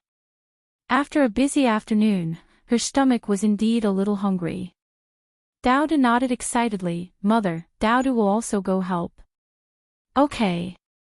Zhao Yun went to the kitchen. The pheasant had already been plucked in the afternoon, its belly was cut open, and it was washed clean. Pheasants were not as small as domestic chickens, and the one that Lu Lei sent was only a little more than a jean. Zhao Yun chopped the pheasant into small pieces so that it would be easier to eat when it's ready to be taken out of the pot. She deliberately kept the 2 big chicken legs well, as children generally like to eat chicken legs. She put the chopped pheasant into the pot, filled it with water, and added a few pieces of ginger, then started the fire to cook it. Daodu skillfully lit a torch in the cave and stewed for about half an hour. The stove was already emitting a thick white smoke, and the fragrance of the chicken soup was also emitting. Zhao Yun's body hadn't eaten anything good in a long time, so when she smelled the chicken soup, she couldn't help but swallow. Daodu's big and bright eyes stared at the pot, as if he was very eager to drink the chicken soup as soon as possible. Zhao Yun was also attracted by Daodu's cuteness. In the modern era, children think of chicken soup as a good thing. They preferred snacks, potato chips, Kentucky Fried Chicken, McDonald's, and the like. Second sister, I'm done. Zhao Tianan walked in and said to Zhao Yun, Daodu said Daodu, SSS head. Looking at the firewood outside the door, Zhao Yun had a smile on her lips. Thank you for your hard work, Tianan. Hee hee, it's not hard at all. Dowdu, I'll go back first. It's almost time for dinner. Just as Xiao Tianan was about to say goodbye, Xiao Yun stopped Xiao Tianan and said, Tianan, eat at my place tonight. I've stewed some chicken soup. Xiao Tianan hurriedly waved his hand to refuse. Although he couldn't help but drool when he smelled the chicken soup, he still couldn't freeload at Xiao Yun's place. After all, Xiao Yun didn't have it easy with Dowdu. It wasn't easy for her to have a good meal, so she couldn't share it with him. Dowdu, you and Dowdu eat a little more. I'll go back and eat. Xiao Tianan was about to leave when Xiao Yun pulled him back. You've helped me do so much work. If you don't stay for dinner, I won't ask you to help me next time. Xiao Tianan hesitated when he heard Xiao Yun's words.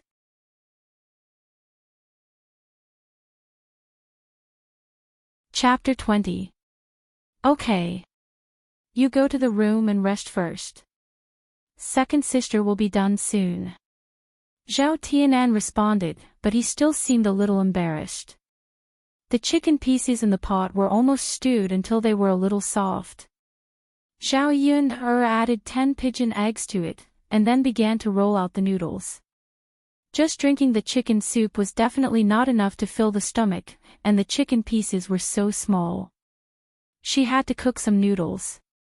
When the noodles were rolled out and the chicken soup was ready, Xiao Yun filled some chicken soup and chicken pieces to eat tomorrow.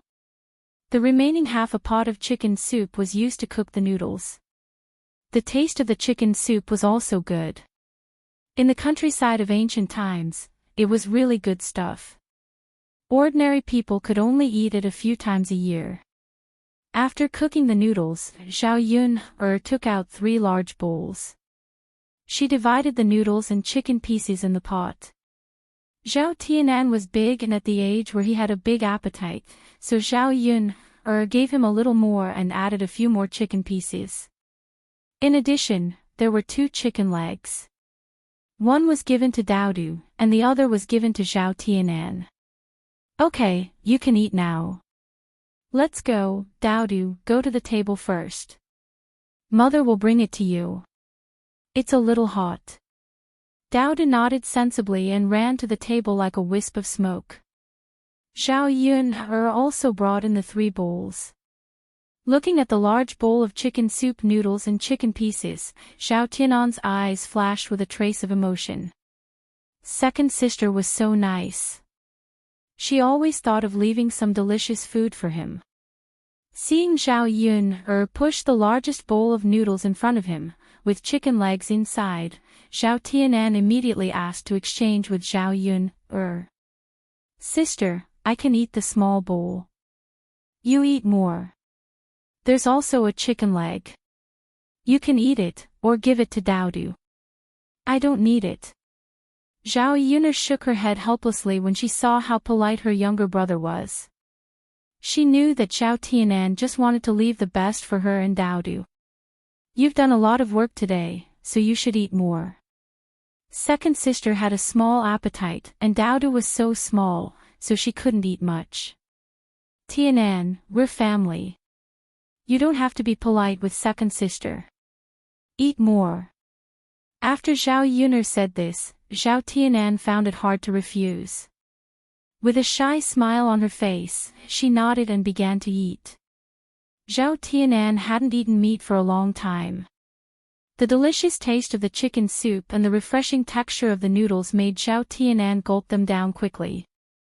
Seeing Xiao Tianan wolfing down the food, the smile on Xiao Yun's lips deepened, and at the same time, there was a trace of sadness. Tianan, eat slowly. Don't choke. Xiao Yun reminded Xiao Tianan. Xiao Tianan paused and looked at Xiao Yun with some embarrassment.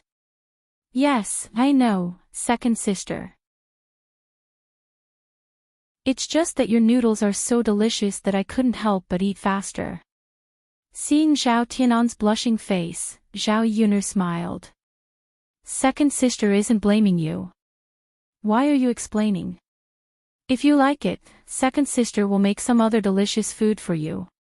Tomorrow, bring Tinfu over. Second sister also caught pigeons and stewed soup for you. Second sister. That's not good. I can eat 1 or 2 meals, but I can't always eat at your place.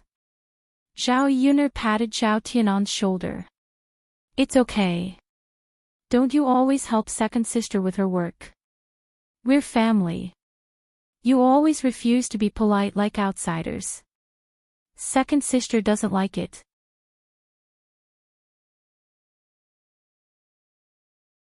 Chapter 21.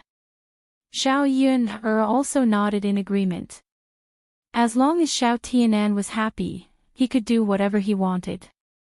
Anyway, even if he didn't agree to Zhao Tianan's request, he would still come over often to help. They were satisfied with the chicken noodle soup. After eating, Zhao Tianan was ready to go back. Zhao Yunhe called out to Zhao Tianan. Sister, what's the matter? Is there anything else? Zhao Tianan asked. Zhao Yunhe brought out the prepared chicken soup. In addition to some chicken soup, there were some chicken pieces in the bowl.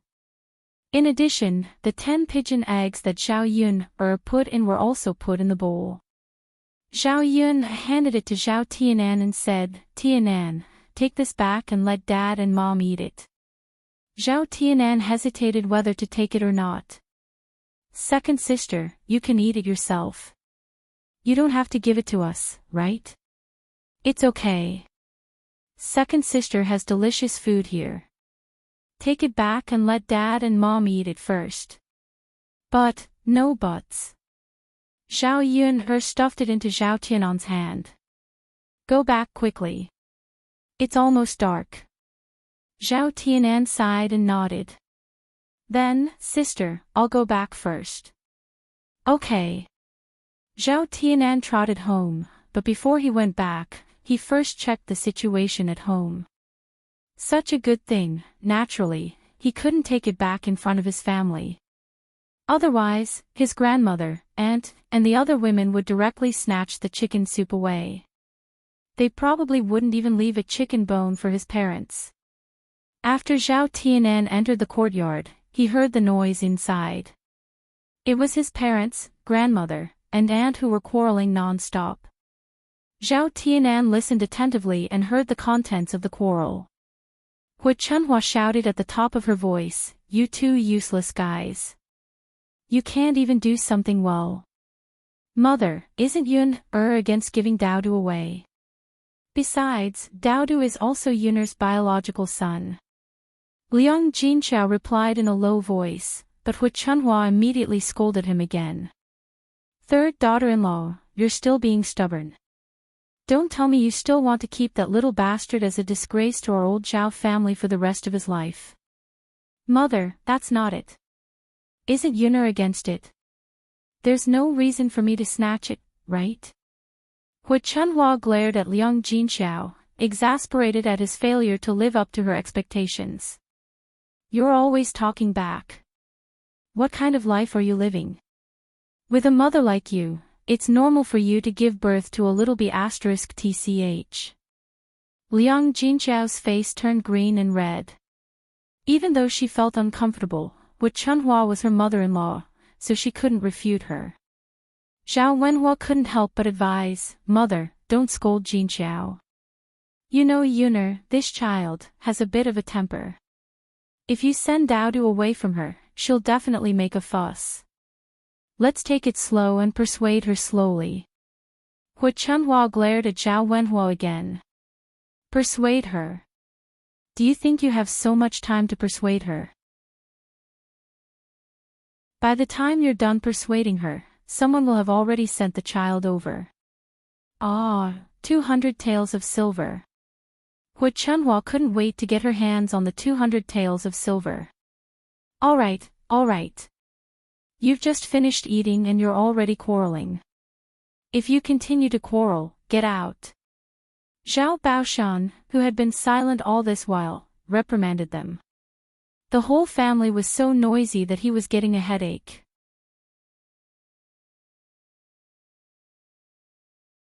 Chapter 22. Zhao Baoshan took out his tobacco pipe and started smoking. White smoke rose in the room. Zhao Baoshan waved at Zhao Wenhua and Liang Jinqiao and said, "Go back to your room and rest." "Okay, father." Zhao Wenhua and Liang Jinqiao responded and went out. Seeing that Zhao Baoshan was silent again, Wu Chunhua couldn't help but say, "Old man, this is 200 taels of silver. If we get 200 taels of silver, our old Zhao family will be able to buy a lot of land. Our lives will definitely be better in the future. What's wrong with letting me say a few words?" Li Chuiying, who was still standing in the room, hurriedly said, "Yes, yes. Father, 200 taels of silver is not a small amount. If it's our old Zhao family's grandson, it's fine. But Daodu is a little bastard. We'll be laughed at if we keep him. It's better for us to give him away." Zhao Baoshan paused and glanced at Wu Chunhua and Li Chuiying. "Don't think about money all day. Some things should be decided by Yun herself." Wu Chunhua and Li Chuiying shut their mouths. They knew Zhao Baoshan's temperament and it was useless to say anything more to him. Zhao Wenhua and Liang Jinqiao returned to their own rooms. Old Zhao had a lot of family members and they hadn't split up yet. There were 4 of them in total. Including his unmarried aunt, they could only squeeze into one room. Zhao Tianan leaned against the wall and sneaked into his own room. Seeing that Zhao Tianan had returned, Liang Jinqiao hurriedly asked, "Tianan, why are you back so late? Where did you go? Have you eaten?" "Mother, I've eaten. I ate at second sister's house. Second sister made chicken noodle soup. It's delicious." "Oh right, second sister also asked me to bring some chicken soup back." Upon hearing the chicken soup, Zhao Ping, who was lying in the room, immediately got up. "Chicken soup? Where's the chicken soup?" Seeing the chicken soup in Zhao Tianan's hands, she hurriedly took it. "Give it to me, give it to me." "Eldest sister, this is for father and mother," Zhao Tianan mumbled, afraid that Zhao Ping would finish it alone. Liang Jinqiao frowned and said, "Tianan, it's not easy for your second sister's house to have something good. Why are you still eating and taking? Give it back to your second sister later." "Mother, it was second sister who forced it on me. It's a gift, this is a gift, a gift, a gift. We haven't had chicken soups to drink in a long." "That's right, father, mother, we haven't had any minced meat in such a long time. She asked Tianan to give it to us, so let's give it to her. Besides, you've always sent her food. Otherwise, that little bastard of hers would have starved to death. Now that she has something good, she naturally wants to send some to us. Otherwise, her conscience would have been eaten by a dog." Zhao Ping held the bowl of chicken soup and said matter-of-factly.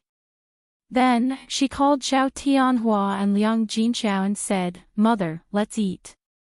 It's still hot. It won't taste good when it gets cold." Liang Jinqiao sighed. Seeing that Zhao Ping and Zhao Tianfu were staring at the bowl with greedy expressions, he said, "Okay, then you two eat." At night, the sky was dotted with stars. The countryside was exceptionally quiet at night.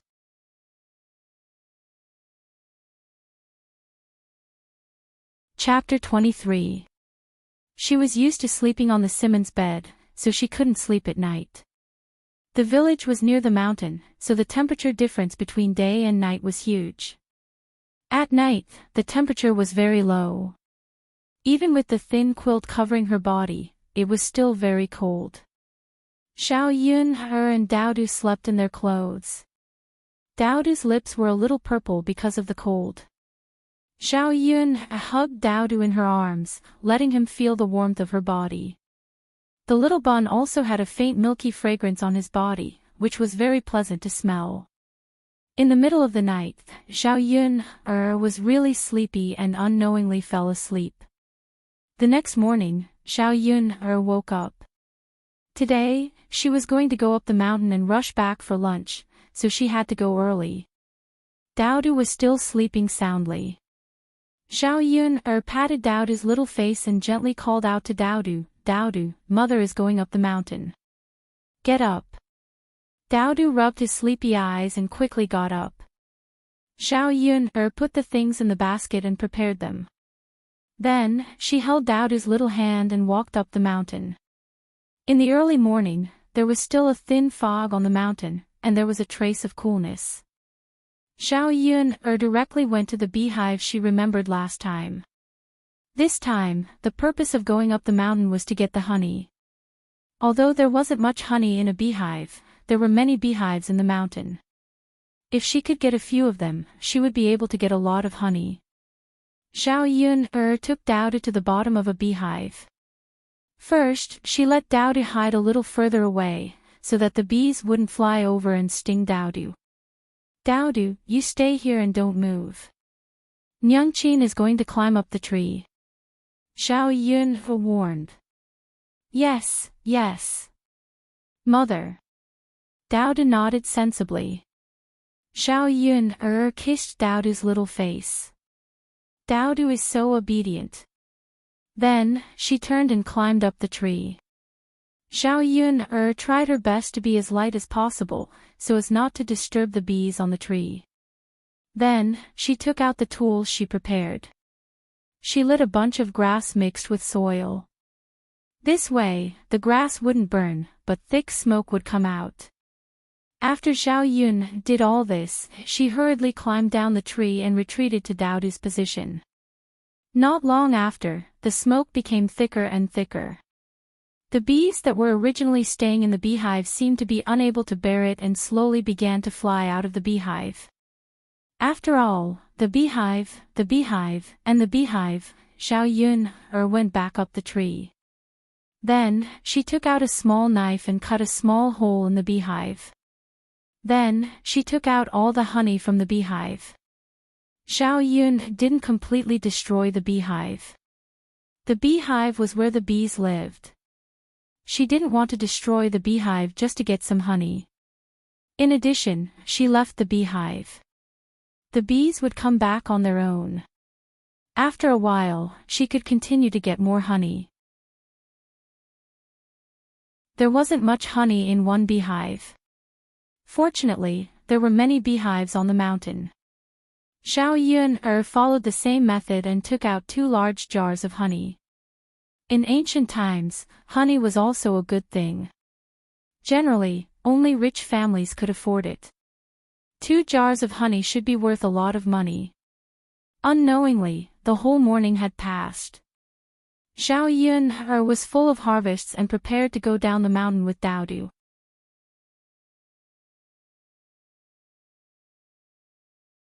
Chapter 24. This is honey. It's very sweet and delicious. Xiao Yun explained. As she spoke, she took out some honey from the jar and placed it in front of Daodu's mouth. Here, Daodu, have a taste.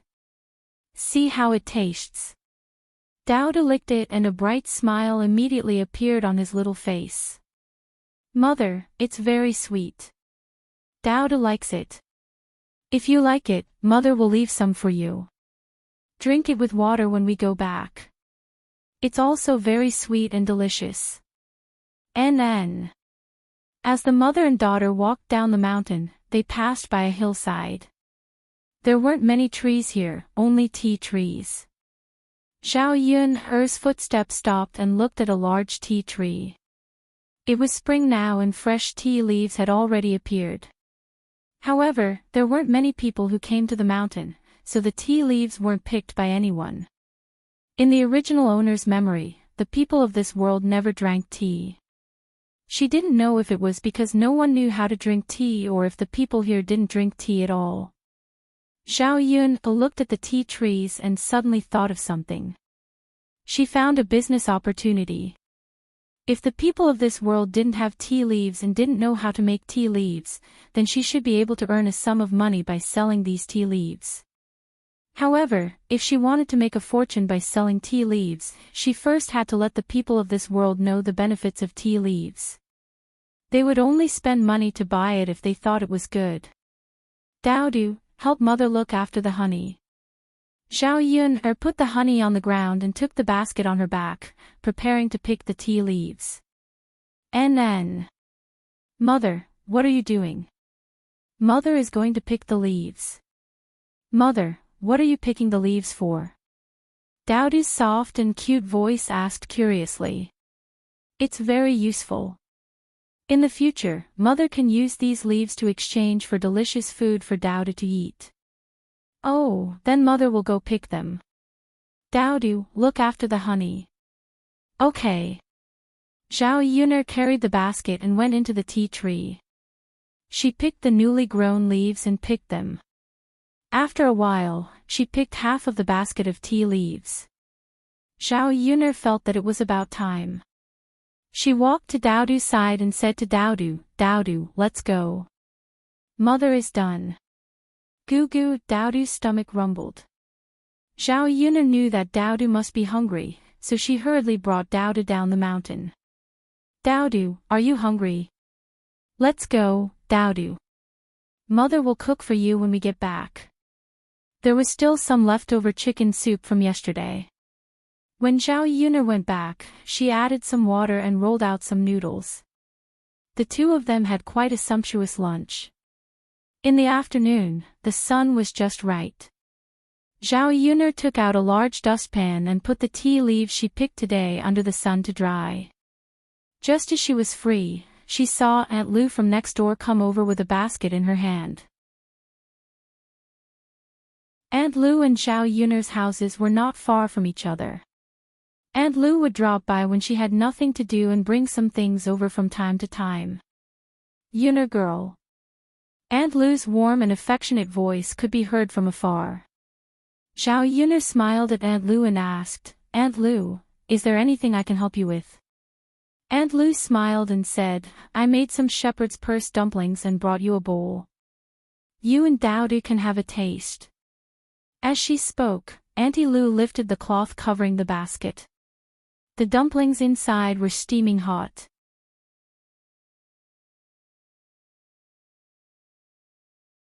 Chapter 25.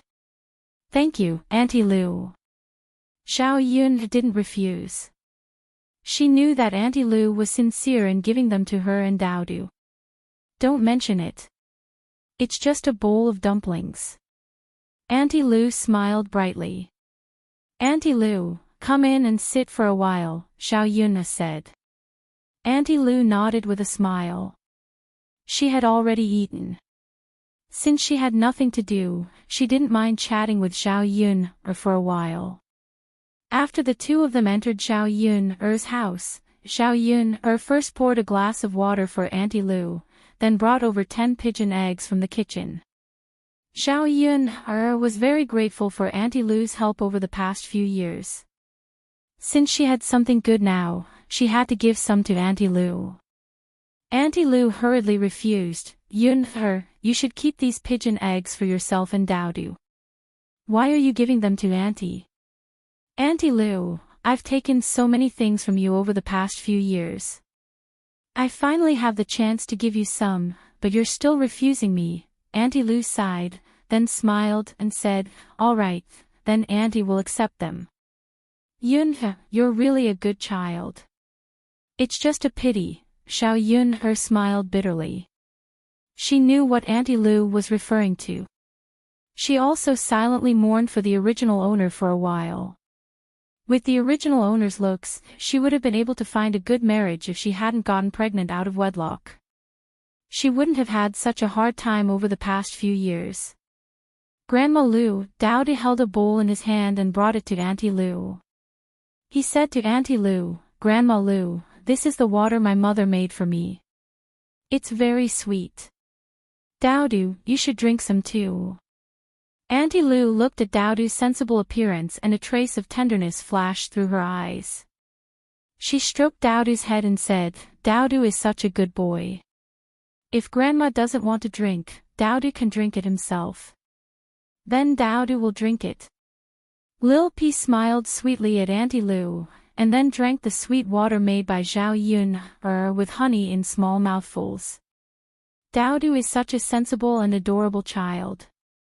My heart aches for him. Auntie Lu sighed. As if remembering something, Aunt Lu asked, by the way, Yuner, did you ask your grandmother, first aunt, and second aunt to come over yesterday to make trouble again? Zhao Yun saw Aunt Lu's concerned eyes and told her the truth. Auntie Lu snorted coldly and felt indignant for Zhao Yun. In any case, Daodu is also your biological child. The blood of the Zhao family also flows in her veins. How can your grandmother be so cruel? Hasn't she always been like this? But as long as I'm here, I will never allow them to send Daodu away. Auntie Lu sighed and said, Yuner, Auntie doesn't want to criticize you, but you're still young and can still get married. Why don't Auntie help you find an honest man and marry him? You won't be in the village anymore and your grandmother won't have any ideas about Daodu. Besides, you can't always be single. With Daodu, this woman has no one to rely on and she has a child. Life will be very difficult. Zhao Yun knew that Auntie Lu was trying to persuade her with good intentions, but she was a woman from the 21st century. She was different from the Zhao Yun of the past. If she didn't like the man, she would never force herself to get married.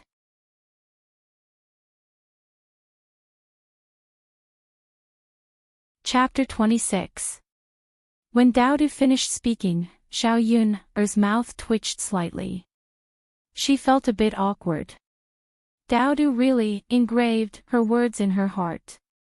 Aunt Lu couldn't help but laugh at Daodu's words. Yun, girl, Daodu's words are really cute. Zhao Yun forced a smile. She was too embarrassed to tell Aunt Lu that she was the one who said those words. Aunt Lu, I think it's pretty good to raise Daodu alone right now. I don't plan on finding someone to marry at the moment. After all, Daodu isn't someone else's biological child. Who knows if someone will treat Daodu badly. I don't want Daodu to suffer even the slightest bit. Aunt Lu nodded. That's true. Yun, girl, it's been hard on you. It's okay. I think it's pretty good right now. If you want to get married, just tell Auntie. Auntie will definitely try her best to find you a good match. Okay. Oh right, Aunt Lu, I want to go to the city tomorrow. How do I get there? Zhao Yun wanted to sell the 2 jars of honey, but she could only go to the city to sell them. She knew a bit from the original owner's memories. Yang City was about 10 to 20 kilometers away from the village. Yang City wasn't far from the capital. It was very prosperous and many officials in the capital had residences in Yang City. Naturally, there were many rich people in the city. Yun, girl, you want to go to the city? I got some good stuff. I want to sell it and exchange it for some food. At least Daodu and I won't starve. Zhao Yun explained. Then you can take old man whose ox cart tomorrow morning. The two chatted for a while before Aunt Lu left. They ate too much at noon, so she and Daodu couldn't eat the shepherd's purse dumplings that Aunt Lu sent over. After Daodu drank the honey water, he tugged on Zhao Yun's clothes and said it was delicious. Children all like to eat sweets, and Daodu was no exception. Zhao Yun made a bowl of the 2 jars of honey that she was going to sell. She could make more honey water for Daodu later. Honey was good for the stomach and beauty. She could also drink some. Zhao Yun's life was too hard in the past. Sometimes her stomach would hurt, and her complexion didn't look too good. There was nothing else for the whole afternoon. Zhao Yun stayed in the house with Daodu in addition to turning over the tea leaves. When it was 4:00 came over, Zhao Tianfu and Zhao Tianfu came over. Daodu was Daodu. Was Daodu. Was Daodu.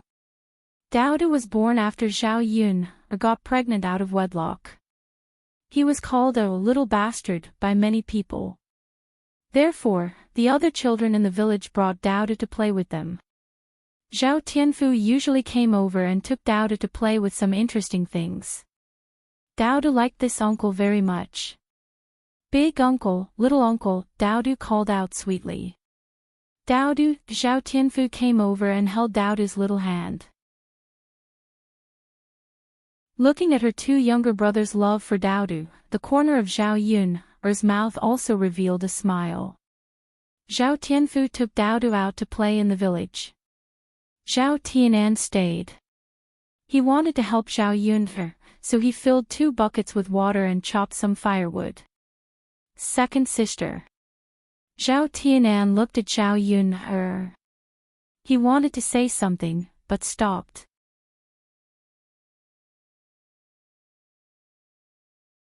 Chapter 27. Second sister, I heard our grandmother quarreling with father and mother last night.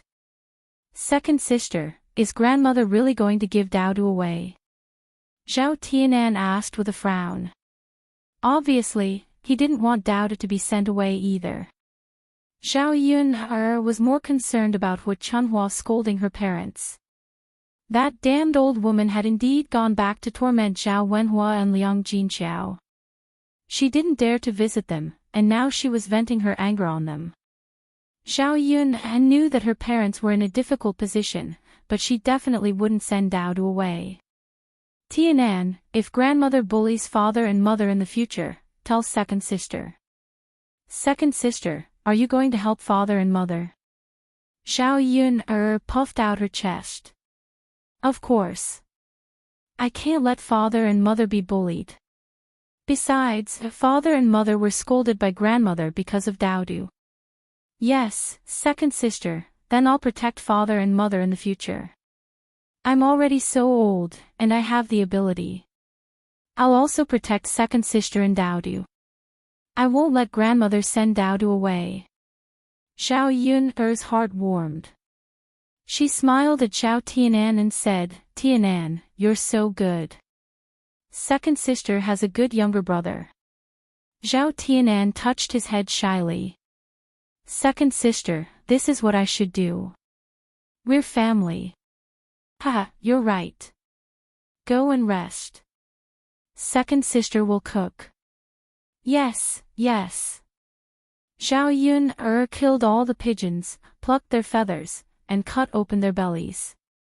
Her movements were very nimble, and then she put them into the pot to stew. A pot of pigeon soup was stewed, and it smelled similar to chicken soup. Zhao Yun rolled out some noodles, enough for a few people, and put them into the pot to cook. After a while, a fragrant dinner was ready. Zhao Tianfu had already returned with Dowda. Zhao Tianfu was still young, so compared to Zhao Tianan, he seemed a little greedy. He ate the noodles and pigeon meat, almost wolfing them down. As she ate, she smiled at Zhao Yun.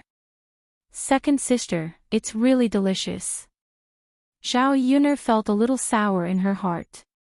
The children of ancient times were really pitiful.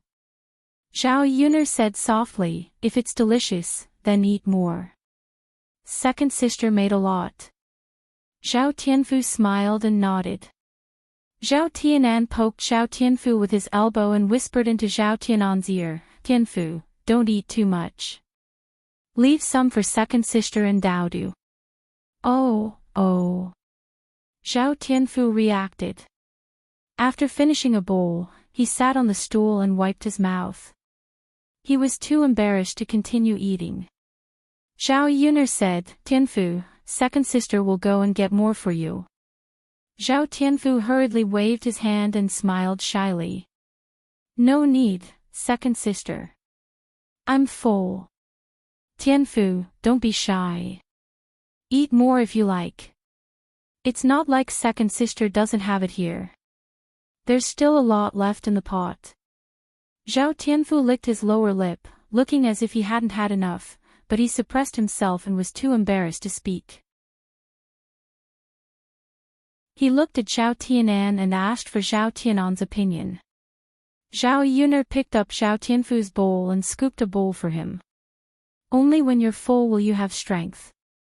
I'll need your help tomorrow. When they heard that she wanted their help, the two children seemed a little excited. They probably felt that after eating Zhao Yun'er's food, their hearts were wrapped up, so they wanted to help her do more work. Second sister, what do you want us to do for you tomorrow? Zhao Tianan asked.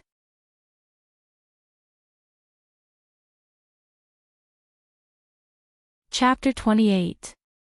Zhao Yun couldn't bring Daodu with her when she went to town tomorrow. However, she was worried about leaving Daodu alone at home. She needed someone to look after Daodu. Sister, of course, Zhao Tianan and Zhao Tianfu said with a smile. Okay, I'll leave Daodu to you. Don't worry, sister. We'll look after Daodu. We won't let Daodu get bullied. Okay. Zhao Tianan and Zhao Tianfu went back after they were full. This time, Zhao Yun didn't have much pigeon soup left in the pot, so she didn't send any to her parents. When Zhao Tianan and Zhao Tianfu arrived home, old Zhao's family was just about to have lunch.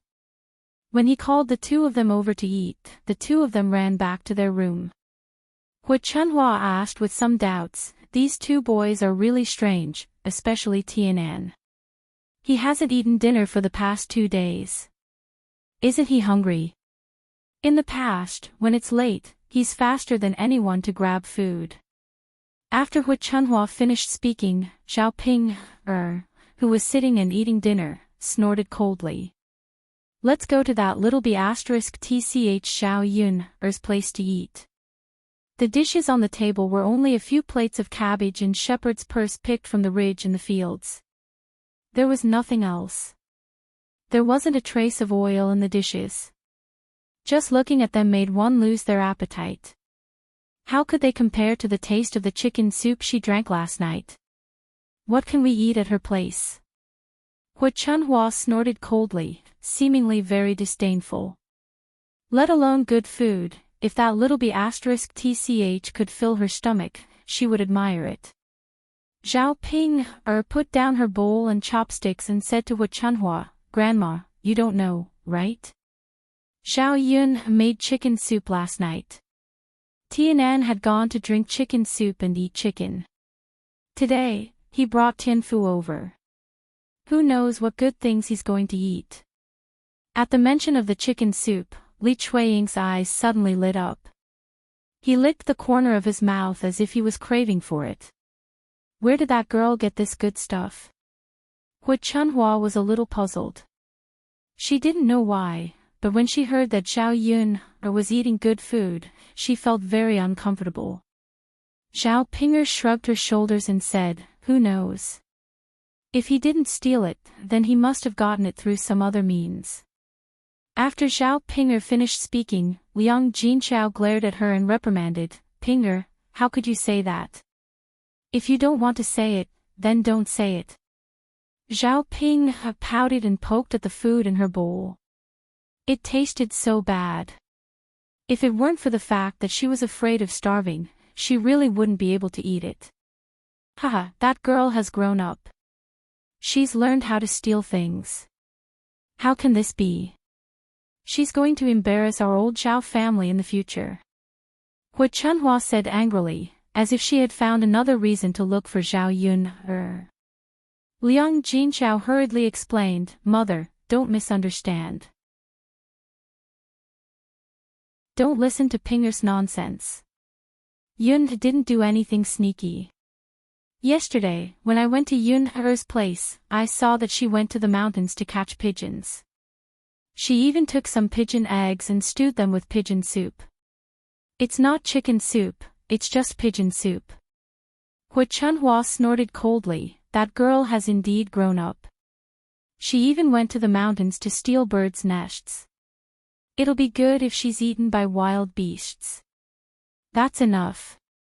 Don't you find it annoying to keep chattering? Do you still want to eat? Zhao Baoshan asked impatiently.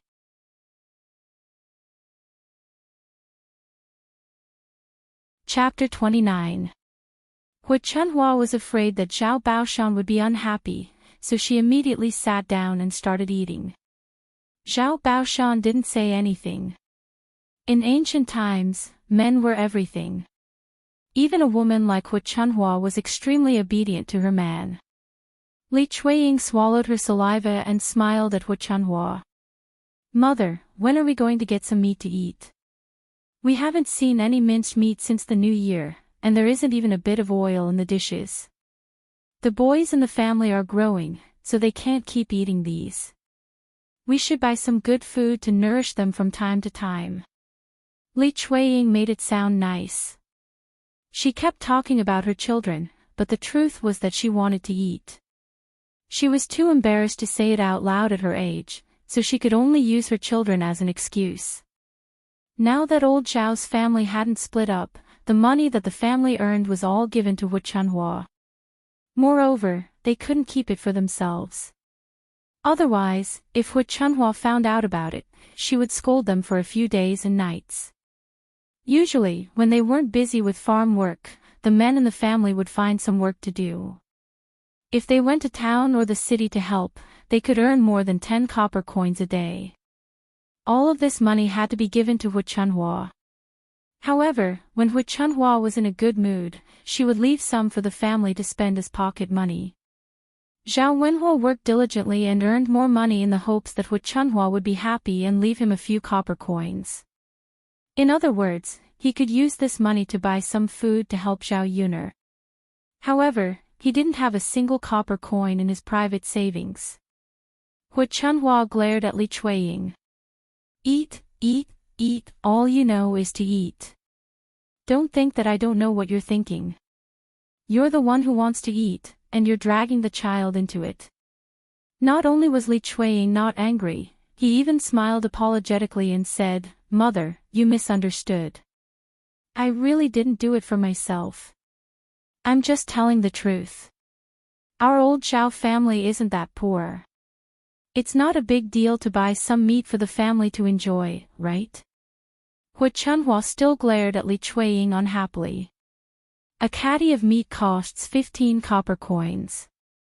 If you have the ability to earn it back, I'll buy meat for you." Li Chuiying curled his lips. He didn't say anything, but in his heart, he was cursing Li Chuiying. This stingy old woman. If she could earn 15 copper coins, she would buy it herself secretly.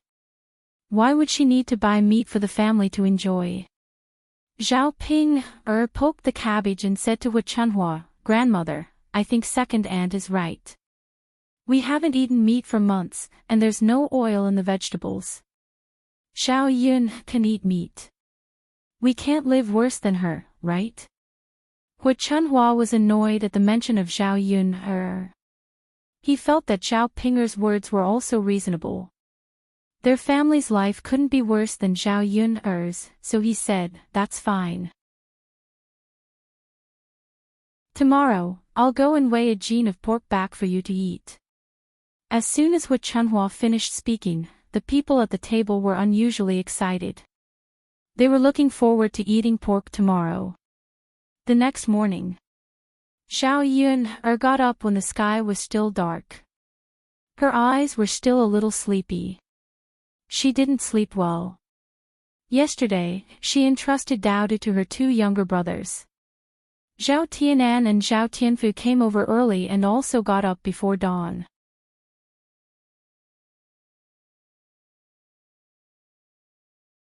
Chapter 30. Before she left, she reminded Daodu to listen to his 2 uncles. Then, she carried the basket on her back and set off. "Tianan, Tianfu, sorry to trouble you. Second sister will bring you delicious food when I come back," Zhao Yun said before she left. "It's okay, second sister. You can go now," Zhao Tianan said. Although Zhao Yun said that she would bring them delicious food, the 2 younger brothers did not expect Zhao Yun to really bring them food. After all, the dinner they had at Zhao Yun's place was already delicious. Zhao Yun followed Aunt Lu's instructions and went to Old Man Hu's house to take the ox cart. It cost 3 copper coins per person to go there and 6 copper coins for a round trip. Zhao Yun did not have a single copper coin on hand now. She had to borrow money from Aunt Lu to take the ox cart. When she arrived at Old Man Hu's house, there were already a few people sitting in Old Man Hu's cart. They were all preparing to go to the city market. In addition to farming at home, the villagers would also go to the city to sell things in their free time. Some of them sold vegetables, some of them sold silk flowers, and some of them sold other things that they had woven themselves. Although they could not sell for much money, they could more or less supplement the family's income. The game that Lu Lei hunted on a daily basis, except for the people in the village who would buy some, most of it would be sold in the city. The restaurants in the city liked to buy game and would usually offer a good price. When they saw Zhao Yun go over, the madams in the carriage began to chatter. The matter of Zhao Yun giving birth out of wedlock caused the people in the village to more or less gossip about her. Usually, no one was willing to pay attention to her. They all thought that she was an unclean and dissolute woman. "Oh, isn't this Liang Jinqiao's second daughter?" one of the madams said at the top of her voice, not avoiding the topic at all. "That's right. I've never seen her go to the city. Why did she go out today? Who knows? She probably went out to sell things. She still has the nerve to come out for a walk. What's there to be embarrassed about? She can even do the ugly thing of having a child out of wedlock. What else can't she do?" "That's true. TSK, TSK, TSK. Just by looking at their lofty ideals, the shady business they did was disgusting. Sigh, if it was my daughter, I would have broken half of her leg." These women just had nothing to do and were bored to death. When they finally had something to talk about, they liked to grab onto it and not let it go. Make fun of yourself by making fun of others. Even in front of Zhao Yun'er, he did not know how to restrain himself. Zhao Yun'er was too lazy to argue with these women. These rural women had no manners at all. If he argued with them, he would feel that it was a waste of his saliva. He would just treat it as if they were farting. Zhao Yun'er walked over with a basket on her back. Father Hu greeted Zhao Yun'er amiably. "Yun'er, you're also going to the city today." Zhao Yun'er also smiled and nodded at Father Hu. "Yes, I'm going to the town to sell some things in exchange for some food." Father Hu laughed happily and said, "Yun'er, get on the carriage. It's still spacious." Zhao Yun'er nodded and got on the ox carriage.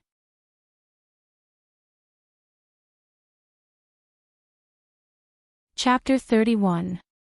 When she leaned over, she realized that there was nothing much in Zhao Yun'er's basket.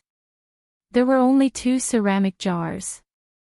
The jars were covered, so she couldn't tell what was inside. A woman in her 30s forced a smile and said to Zhao Yun'er, "Lass, what's in your basket?" Zhao Yun'er replied indifferently, "Nothing." How could the woman believe Zhao Yun'er's excuse? She grinned and leaned over. "Lass, just tell Auntie. We're from the same village. When we go to the city to sell something good, we'll tell each other. Of course it's not as good as Auntie's. If I tell you, I'm afraid you'll laugh at me, so it's better not to say," Zhao Yun'er said. When the woman saw that Zhao Yun'er didn't want to say anything, she felt bored and couldn't help but scold her. "If you don't want to say it, then don't say it. Anyway, it's definitely not something good. There are some people in the city who haven't been there before. If they sell something they think is precious, probably no one will want it. When you go to the city, you won't be able to sell the thing and even have to pay for the carriage." These words were naturally for Zhao Yun'er to hear. Zhao Yun'er's lips curled up slightly. Instead, she smiled and said politely, "Thank you for your concern, Auntie, but this is my business." The woman was so angry at Zhao Yun'er that she snorted softly. She turned around and scolded Zhao Yun'er in front of the other women. Xiao Yun pretended not to hear. Her mouth was on other people's bodies. Why should she care about what other people said? Xiao Yun sat on the ox cart and waited for a while. Later, a few people came one after another. Seeing that it was about time, old man who shouted and prepared to set off. The ox cart's speed wasn't as fast as the horse carriage. It swayed as it drove towards Yang City. It was a journey of more than 10 miles. It would be too tiring to walk there. Basically, when they went there, they would bring things with them. Old man whose long whip whipped the cows' buttocks as they hurried on their way. He even hummed a tune from the countryside, looking carefree and relaxed. The morning air was very fresh, mixed with the fragrance of the earth. Along the bumpy road, Xiao Yun'er felt that it was a different kind of fun. About an hour later, they arrived at Sun City. At this time, the morning sun had already risen. Sun City was bustling with activity. After entering, they saw stalls of various sizes selling all kinds of things. It was early in the morning, and the aroma of breakfast spread throughout the streets. Xiao Yun'er hadn't eaten breakfast yet, but she was already a little hungry from the aroma. Father who found an open space and stopped. Then, he called out to the people in the car, "You guys go ahead. I'll wait here." After he finished speaking, he took out his tobacco pipe and tobacco pouch, sat on the ox cart, and began to leisurely smoke. The women who brought things over to sell alighted one after another. There was a fixed place to set up stalls in the city to sell things. When they went there, they had to pay a booth fee of 3 copper coins. Xiao Yun'er knew that her honey was good stuff. If she brought it to the market, ordinary people might not be able to afford it. She had to find a shop that specialized in selling honey and then resell her honey.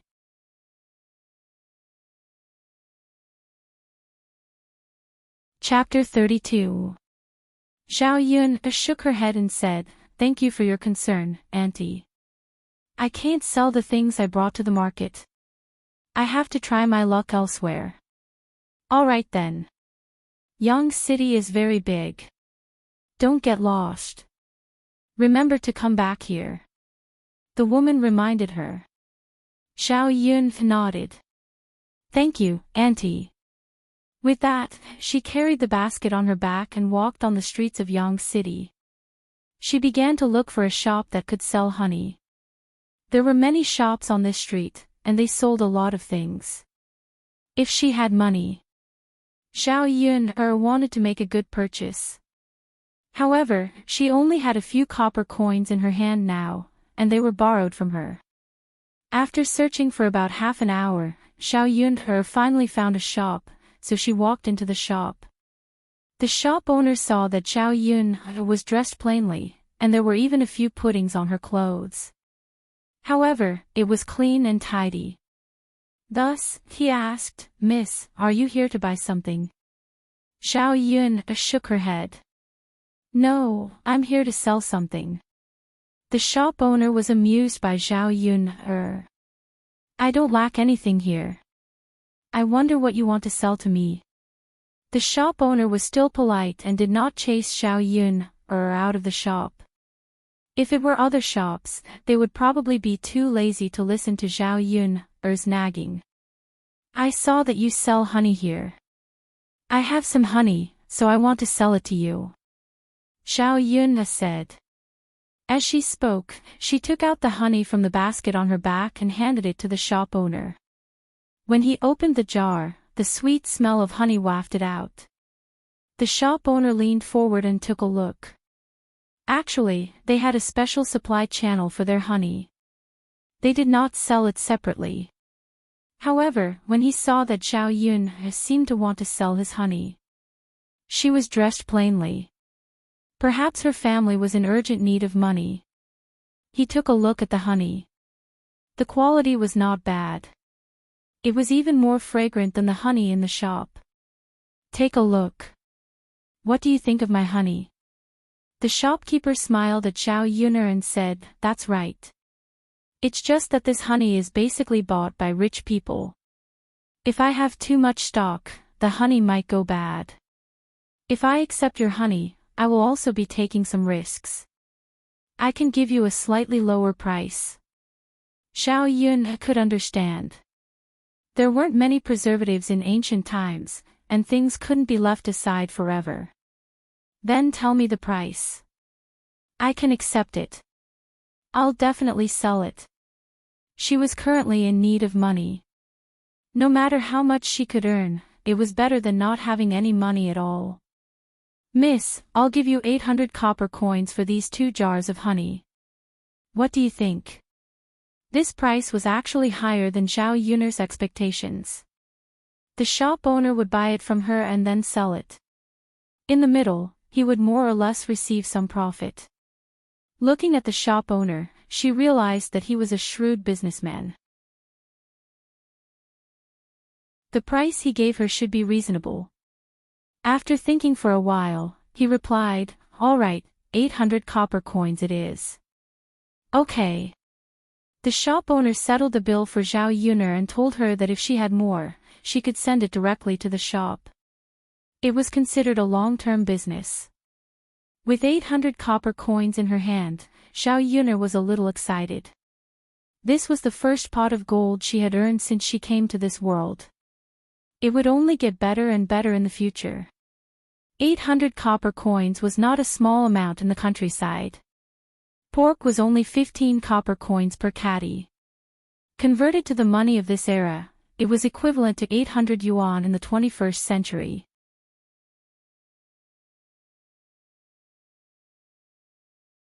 Chapter 33.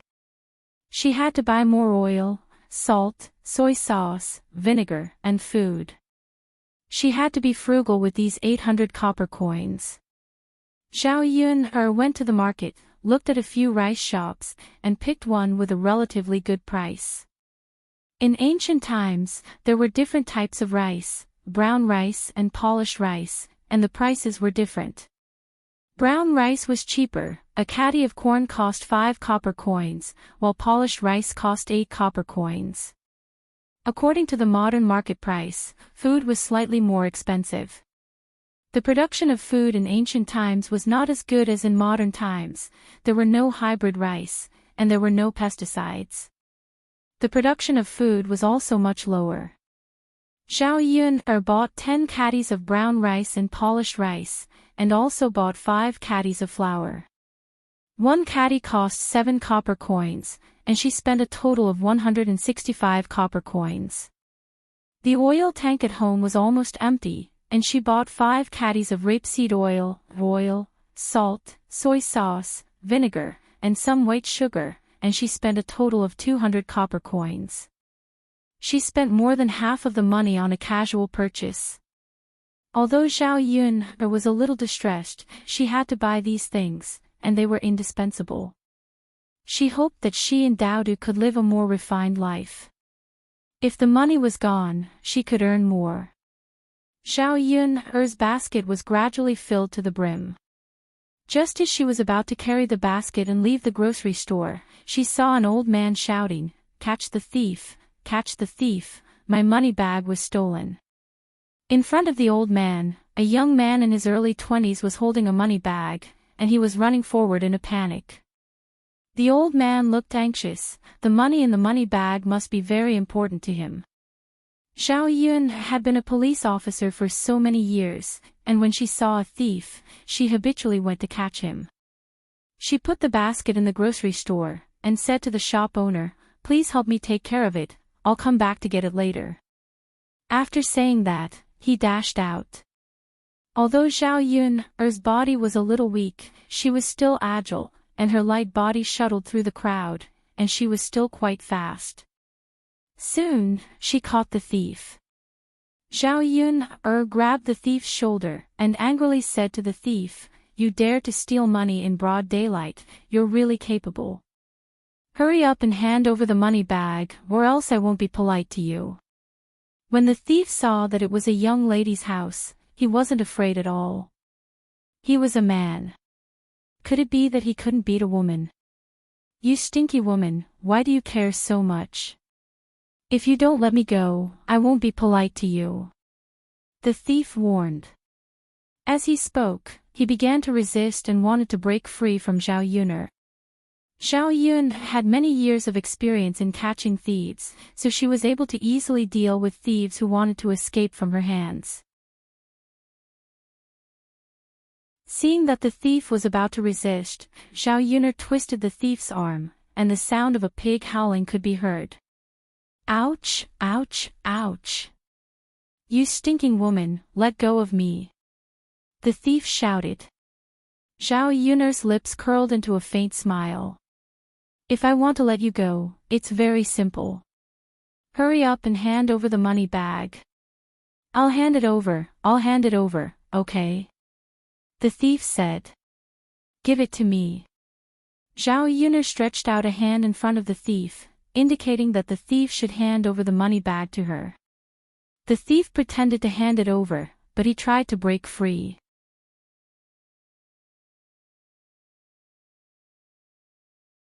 Chapter 34. My leg is also broken, you woman, you are really ruthless, Zhao Yun'er sneered, trying to play tricks with me, you are still too inexperienced. Zhao Yun'er saying this at her age seemed a little strange. If he fell in the hands of others, it would be fine, but to fall in the hands of a little girl, the thief suddenly felt that he had lost face. But the strange thing was that he, a young lad, could not even resist a little girl. The fight between the two people attracted a lot of people to watch. Seeing a little girl being able to suppress a big man, it was very novel. This thief was called Huang San, because of stealing things. He was also considered to be famous in the city. He often robbed some women and children's things. Being young and impetuous, he ran fast, others could not catch him in a short time, so he could only suffer in silence. Most of the people on the street were doing business, they saw too much, so they did not have the time to care about this kind of thing. Who would have thought that today, a little girl would appear and actually catch Huang San? This little grandson, he usually does a lot of bad things. It's good to catch him, he is so young, he can't do anything well, so he wants to steal things, to be a thief.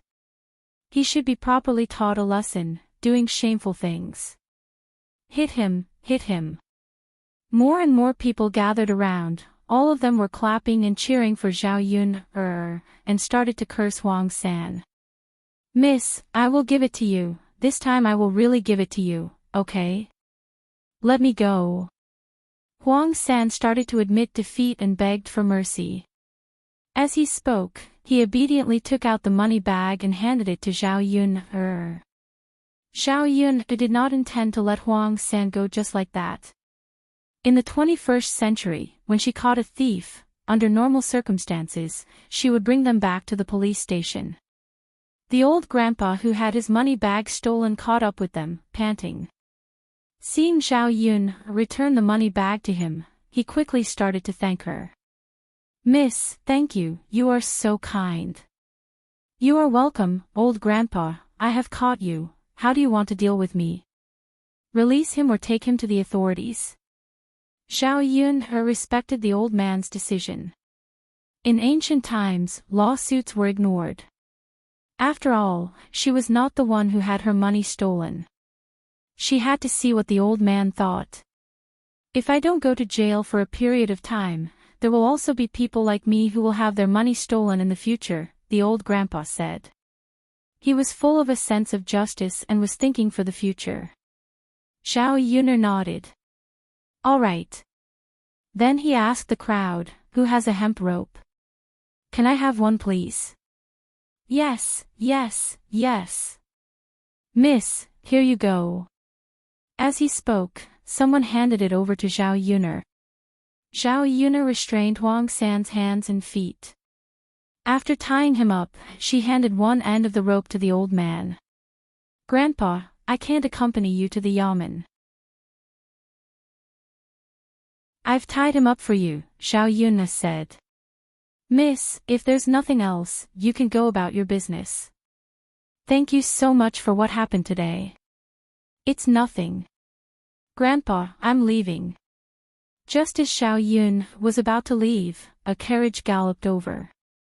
The driver shouted loudly, "Get out of the way, get out of the way, quickly get out of the way." The people who were surrounding Xiao Yun moved away. Huang San was tied up by her and could not move for a moment.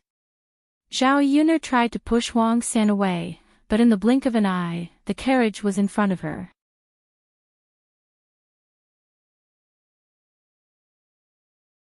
Chapter 35. Because of the sudden braking, the carriage went to the side. The driver nervously asked the person inside the carriage, "Young master, are you all right?" A cold voice came from inside. "I'm fine." The driver let out a sigh of relief and then said to Xiao Yun, in a displeased voice, "You woman, you actually blocked the young master's path. Do you not want your life anymore?"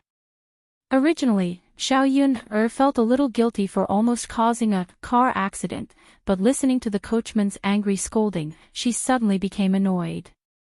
The carriage was rampaging on the road, he wasn't afraid of hurting people. It was fine if he didn't care about other people's safety, but now he was scolding people who didn't run away in time. Xiao Yun calmly replied to the driver, "This road doesn't belong to your family, everyone can walk on it. Does the young master think he can be so overbearing? Quickly apologize to me for what you just said." The driver felt this was strange as he looked over Xiao Yun. Standing in front of him was just a country woman, wearing simple clothes. Truly an ignorant country woman. Apologize. Little girl, are you joking? With my family's young master's identity, you should make way for him when you see him. You didn't make way and almost hurt my family's young master. Not sending you to the officials is already being polite to you.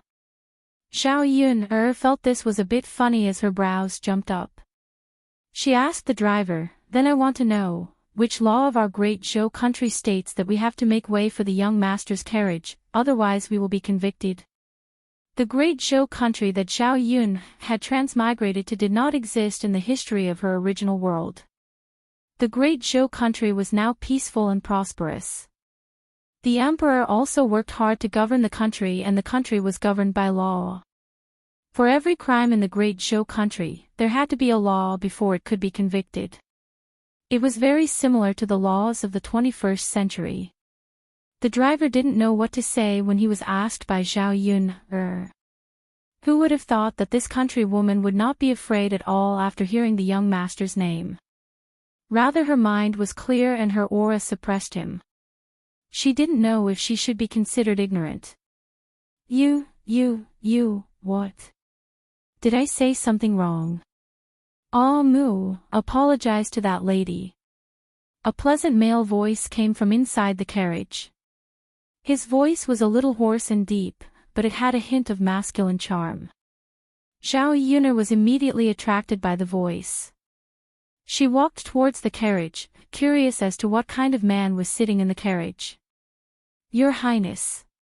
The coachman never thought that his master would actually ask him to apologize to this country bumpkin. It was clearly this woman's fault. "Apologize." The man's voice in the carriage became colder. The coachman felt helpless. He could not disobey the order, so he could only say to Xiao Yun, "Miss, I'm sorry. It's my fault."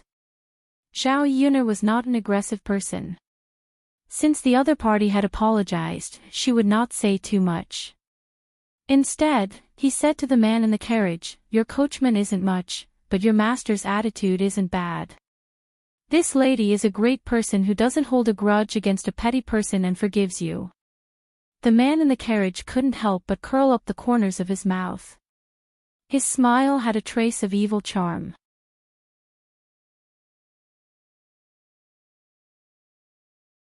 Chapter 36. At the moment when the carriage curtain was lifted, Xiao Yun suddenly stared blankly. The man sitting inside was wearing a purple brocade robe and had a noble temperament. His jet black hair was tied up high. His skin was bright and clear, and there was a hint of coldness in his eyes. His eyebrows were like swords, and his body was like a jade tree. His pair of phoenix eyes were awe-inspiring, and at this moment, he was looking at her playfully. Zhao Yun's first reaction was, how could there be such a good-looking man? He was much more handsome than those male stars on TV in the 21st century. More importantly, this man had a noble temperament that ordinary stars didn't have. This kind of noble temperament could only be cultivated by people who were born in a good environment. Zhao Yun was a little dazed for a moment. She was a normal woman, and it was normal for her to like handsome men. Mu Lianfeng looked at the woman in front of him. She was less than 20 years old, and her body was a little thin. Her face was pale, and her clothes were plain. It was obvious that she came from a poor family. However, the woman in front of him was very delicate and pretty. Her black and bright eyes were even more lively. In addition, Zhao Yun's words just now. She was a little different from ordinary girls. Seeing Zhao Yun staring at him, Mu Lianfeng's lips curled up into a smile. Miss, have you seen enough? Zhao Yun just realized that she was actually infatuated with a handsome man, and was even teased by him. She couldn't help but feel a little embarrassed. I've seen enough. Zhao Yun said softly. Miss, if you haven't seen enough, you can take a closer look. Zhao Yun glared at Mu Lianfeng. Boring. Originally, she had a good impression of this man, but because of Mu Lianfeng's words, it was all gone. Zhao Yun turned around and handed Huang San to the old man, then turned and left. Mu Lianfeng, who was sitting in the carriage, stroked his chin with interest. Your Highness, don't blame me for talking too much. Look at this country girl. She doesn't know anything and is very rude to you. Why are you so polite? The coachman couldn't help but ask. You talk too much. Mu Lianfeng only threw out these two words. Mu Lianfeng couldn't help but feel a little curious when he heard the discussions around him. He asked the coachman to inquire about what had just happened. Looking at Zhao Yun's weak body walking away, she became even more curious about her because of what Zhao Yun had done. She was clearly a woman, but she was able to do such a brave thing. Ah Mu, let's go, Mu Lianfeng said. All right. The luxurious carriage swayed as it left. Zhao Yun returned to the grocery store and took back her basket. Even the store owner was full of admiration for Zhao Yun's actions just now. He said to Zhao Yun, Miss, you're really a good person. You're really amazing. Zhao Yun smiled and said, it's nothing. When I see thieves, I just don't like them stealing things. At the same time, it was also her professional habit. The store owner nodded, that's true. However, there aren't many people like you who are willing to stand up for others. Miss, you have to be careful. This Huang San also knows a lot of hooligans. I'm afraid that they will find trouble with you in the future.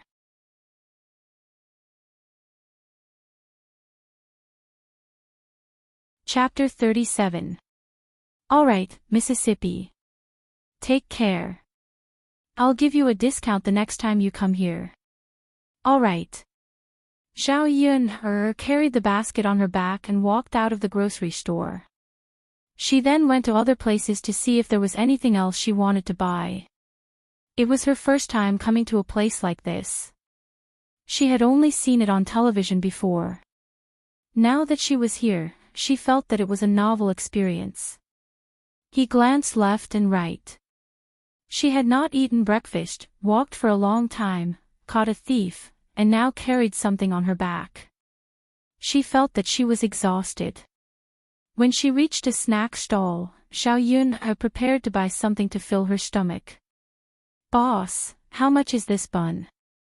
Zhao Yun asked. The boss chuckled and said, Miss, this vegetable bun is 1 copper coin for 2, and 1 meat bun is 1 copper coin for 1.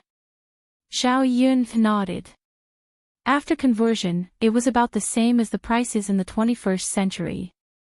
Thus, she called out to the boss of the bun shop, "Boss, give me 2 vegetable buns and 6 meat buns."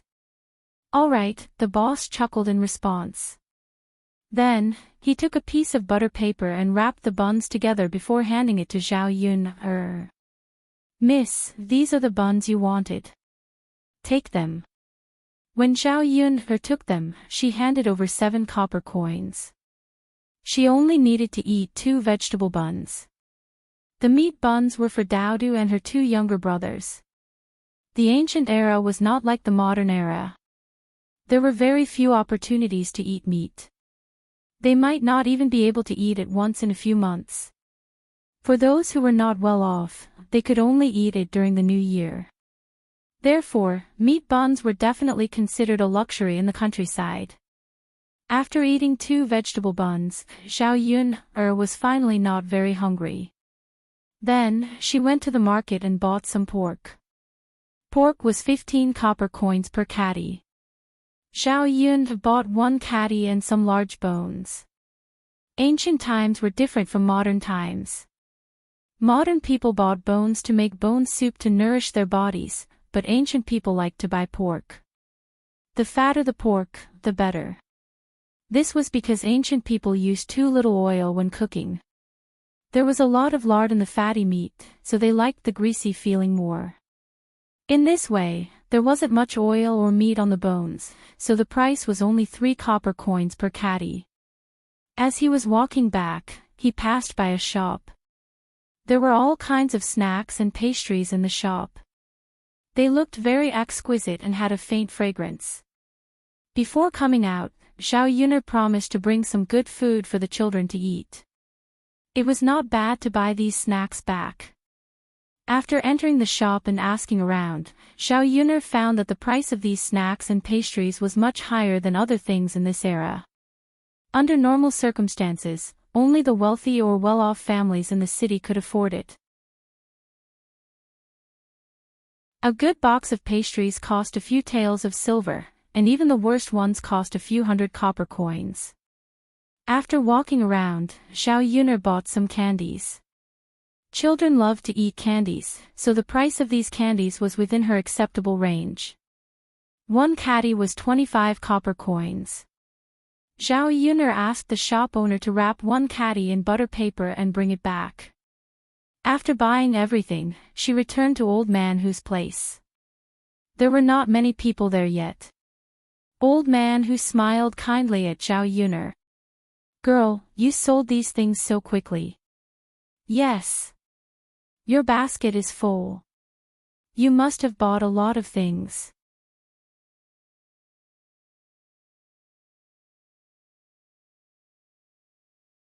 Chapter 38. Okay girl, quickly sit down and rest. You must be tired from carrying it on your back. Wait a little longer. The others should be done soon. Let's go back together, Papa Hu said. Actually, it was not easy to sell things in the city. Many times, when there was no one in the market, they might not be able to sell all the things they brought over. However, at about 10 o'clock in the morning, they would all have to come back.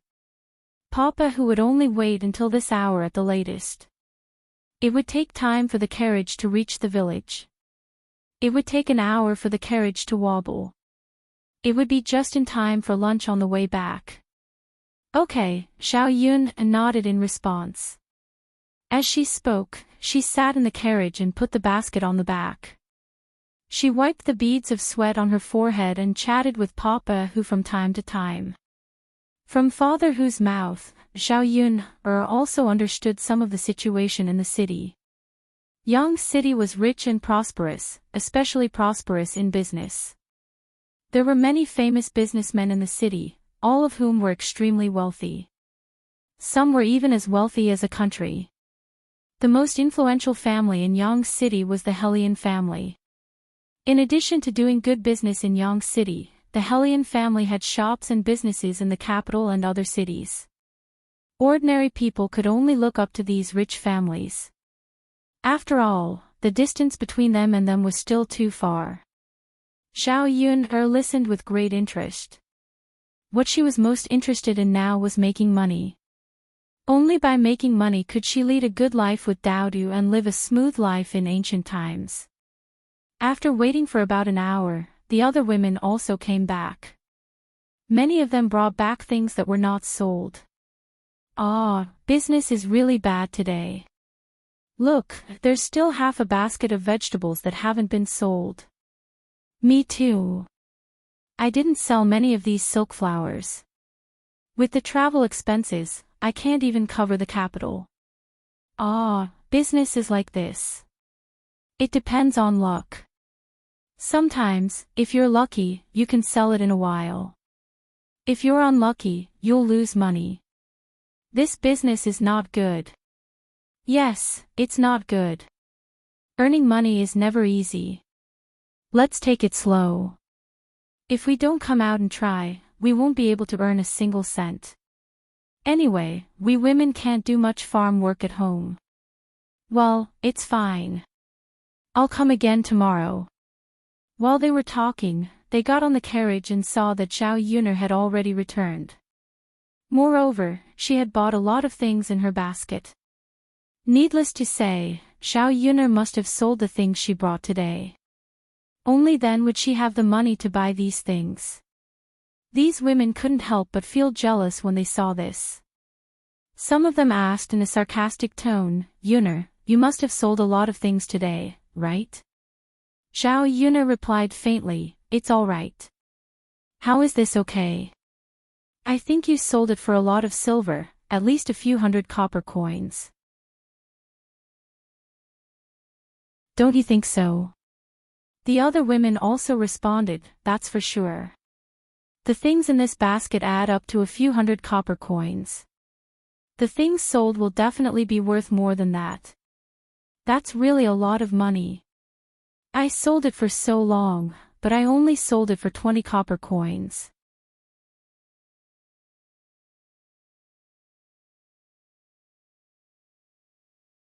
Chapter 39. Yun, our girl, just tell us. We are from the same village and should support each other. If you have any good ways to earn money, share it. That's right, Yun, girl. We are also working hard to earn money. If you tell us, we won't have to work so hard in the future. These women chattered as if Xiao Yun was a stingy person and would let them down if she didn't tell them what she was selling and how she earned money. Xiao Yun was also very disgusted by these people's righteous attitude. She didn't believe that if they had a good way to earn money, they would tell others so easily. "You all want to know." Xiao Yun curled her lips and a trace of slyness flashed across her eyes. Of course. One by one, they began to gather around, wanting to hear what Xiao Yun had to say. They were afraid that if they missed a word, they would lose a chance to make a fortune. "I went to the mountains to get this thing. I picked up a little fox and sold the fox skin to the first shop in the city for a few hundred copper coins." Xiao Yun said.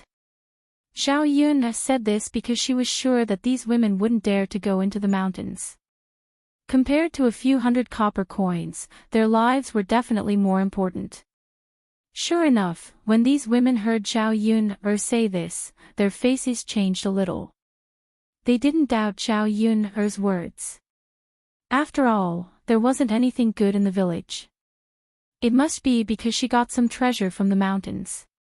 This, going up the mountains, is too dangerous. There are so many wild beasts in the mountains. How can we go up there? If we are not careful, we will be swallowed by the wild beasts. It's not like we don't know how many people who went up the mountains were eaten by wild beasts. Going up the mountains is sending us to our deaths. Then I can't go. I don't want to lose my life for a few hundred copper coins. If you go, you might not be so lucky to pick up the fox skin. That's right. Forget it, then I'd better not go. Just thinking about it makes me panic.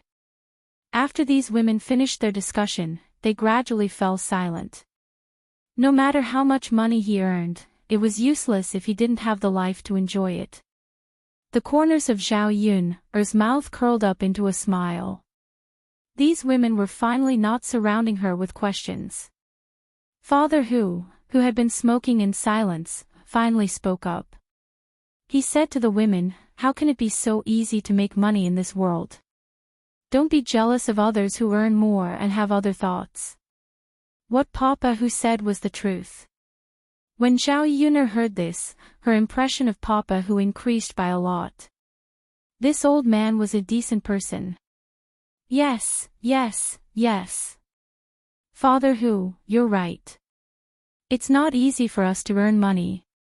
Old man Hu sighed and put away his tobacco pipe. He laughed and said, "All right, everyone's here, right? If he's here, let's go back." Coming. Let's go. Yes. Old man Hu raised his whip and the ox cart swayed as it drove towards the village. Unknowingly, they reached home after a long journey. Zhao Yun'er carried a heavy basket on her back. When she saw Daodu, Zhao Tianan, and Zhao Tianfu playing together, she was relieved. She shouted to Daodu, "Daodu, mother is back."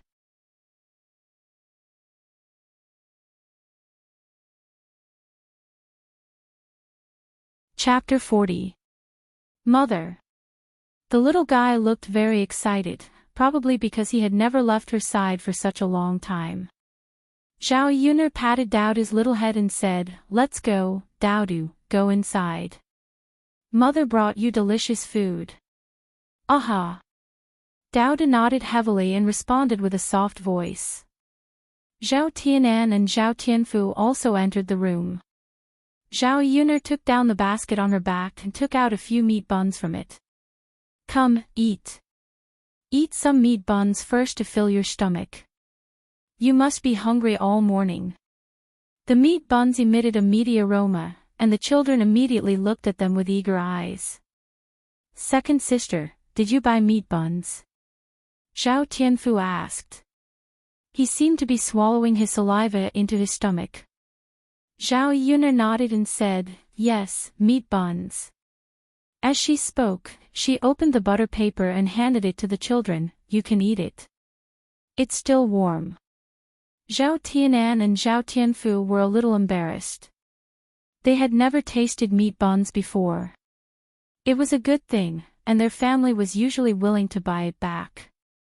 "You two are still embarrassed. Take it. Second sister specially brought it for you to eat. Don't be shy." Zhao Yun'er stuffed the meat buns into the hands of the two people. Zhao Tianan and Zhao Tianfu then ate. Daodu held the meat buns in his hands, looked up at Zhao Yun'er, and asked in a soft and cute voice, "Mother, you don't want to eat?" "Mother has already eaten." "Oh. Then Daodu can rest assured." Daodu smiled sweetly at Zhao Yun'er, making her heart soften. Because it was their first time eating meat buns, when they tasted meat, they were very happy and showed a satisfied expression. "Mother, the meat buns are delicious." "Second sister, the meat buns are delicious. We've never eaten them before." Zhao Yun'er's mouth hung a tranquil smile. "There's still meat for lunch. This is just to fill your stomachs." "Mother, there's still meat for lunch." Daodu's beautiful eyes lit up. "Yes. Mother, Daodu likes to eat meat. Daodu is so happy. Then Daodu should eat more for lunch." Zhao Yun'er smiled and touched Daodu's little face. This little guy really needed some nourishment. When she earned more money, she would feed Daodu until he was chubbier and cuter. It was better for children to be chubby. "Second sister, Tianfu and I should go back at noon," Zhao Tianan said. She had been eating at Zhao Yun'er's place for several meals in a row. She felt that it was not very good. "What's wrong, Tianan? Can't you eat at second sister's place?" "No. Second sister, I always eat at your place." "I feel bad about it." "Haha, what's wrong with that?" Why are you always so polite with me?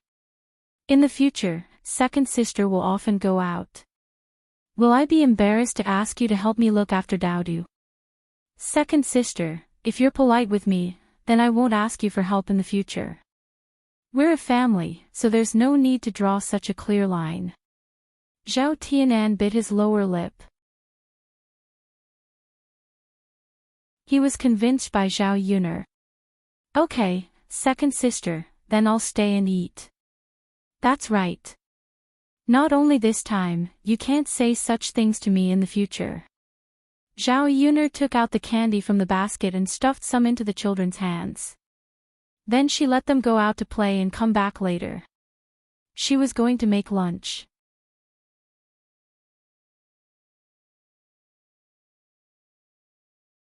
Chapter 41. One of the siblings was in charge of the kitchen, while the other was tending to the fire below. Zhao Yuner was going to make braised pork for this meal, and she was going to use the bones she bought to make soup at night. Children like to eat meat, and they liked the taste of braised pork even more. The meat that Zhao Yuner bought had a mixture of fat and lean meat, and was most suitable for braising.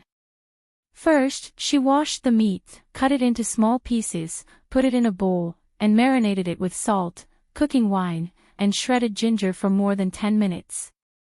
In addition to the braised pork, Zhao Yuner first stir-fried a plate of melon head that she brought back from the mountain yesterday.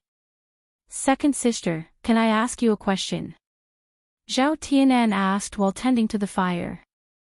Zhao Yuner stir-fried the meat and replied, what's the question? Just say it. Second sister, why do I feel like you've changed? I've changed. Well, you weren't like this before. Zhao Yuner smiled, isn't it good that I've changed? You don't like the way I am now? Zhao Tianan hurriedly said, no, second sister, I think you're good the way you are now. Ha, so you don't have to ask so many questions.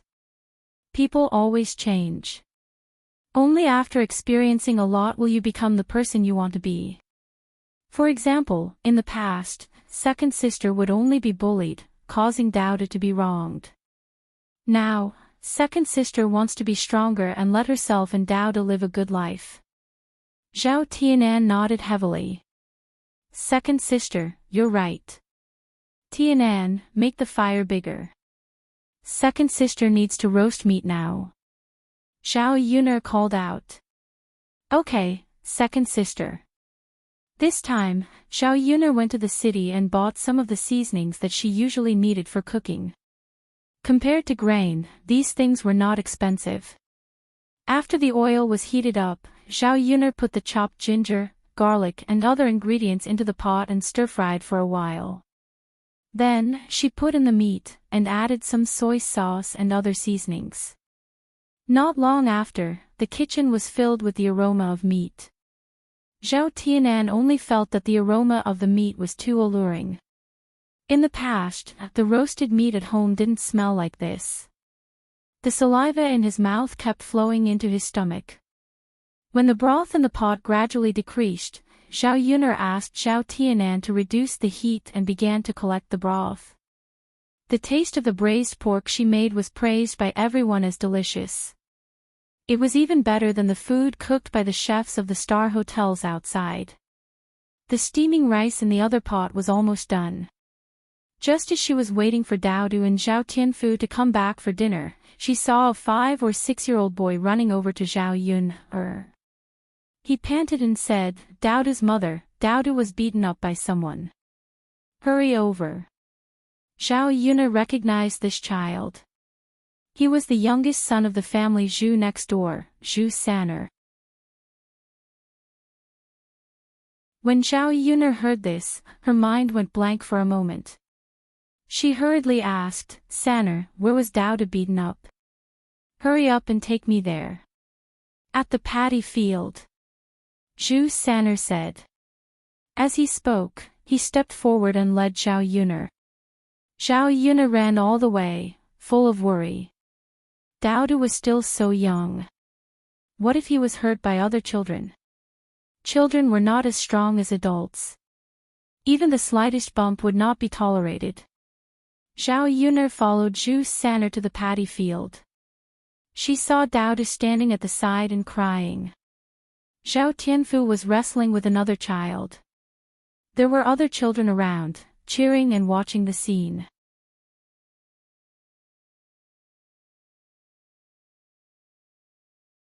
Chapter 42. Fight! Fight! Fight, fight, fight! Let's see who's better. The children around them shouted, making it seem as if Zhao Tianfu and Zhao Tianyu were fighting. Although Zhao Tianyu was younger than Zhao Tianfu by a year, he was much taller and stronger than Zhao Tianfu. Li Chuiying was not like Liang Jinqiao. He was not as honest as Liang Jinqiao. When the second son received some wages, he would deliberately say that it was lower and then keep some. He would use the money to secretly buy good food and hide in the house to eat. Old Zhao's rule was that he could not eat alone. If old Madame Zhao knew about this, she would definitely reprimand him. It was because Li Chuiying bought some good food for Zhao Tianyu from time to time that Zhao Tianyu was able to eat well since he was young. He was fat and naturally grew faster than Zhao Tianfu. Zhao Tianfu and Zhao Tianyu were fighting more and more strenuously. In the end, they were fighting fiercely. Since you dare to hit me, I'll let you know how powerful I am. I'm really going to fight. Humph. Zhao Tianyu said angrily. He then raised his leg and kicked Zhao Tianfu away. Zhao Yun'er rushed over and caught Zhao Tianfu. She asked, Tianfu, does it hurt? Looking at Zhao Yun'er's nervous face, Zhao Tianfu bit his lower lip and shook his head. Second sister, I'm fine. It doesn't hurt.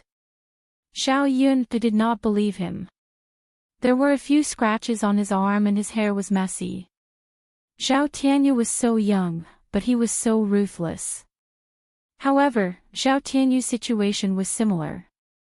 It was just that Zhao Tianyu's skin was rough and thick, so it was not as serious as Zhao Tianfu's. Zhao Tianyu rushed over angrily and seemed to want to continue attacking Zhao Tianfu.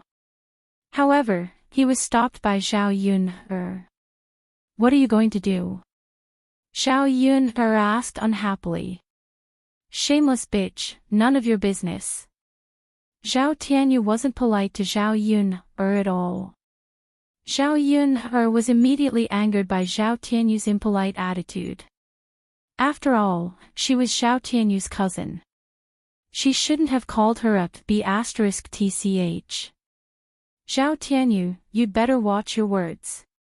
Otherwise, don't blame me for being impolite.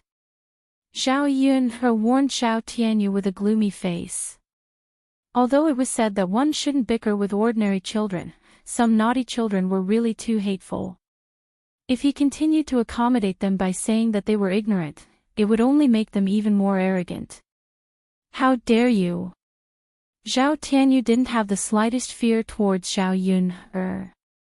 In Zhao Tianyu's eyes, Zhao Yun'er was still the same as before. Why wouldn't I dare? Zhao Yun said coldly. This time, Zhao Tianyu was probably intimidated by Zhao Yun'er's imposing manner.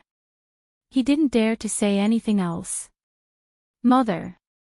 Daodu ran to Zhao Yun'er with tears in his eyes. Obviously, he was frightened just now. Zhao Yun'er pulled Daodu into her arms and said, All right, Daodu, don't be afraid. Mother is here. Mother, Tianfu, tell me, why did you fight with Zhao Tianyu? Zhao Tianfu lowered his head. Sister, it's Zhao Tianyu's fault. He snatched Daodu's candy. I was angry, so I fought with him.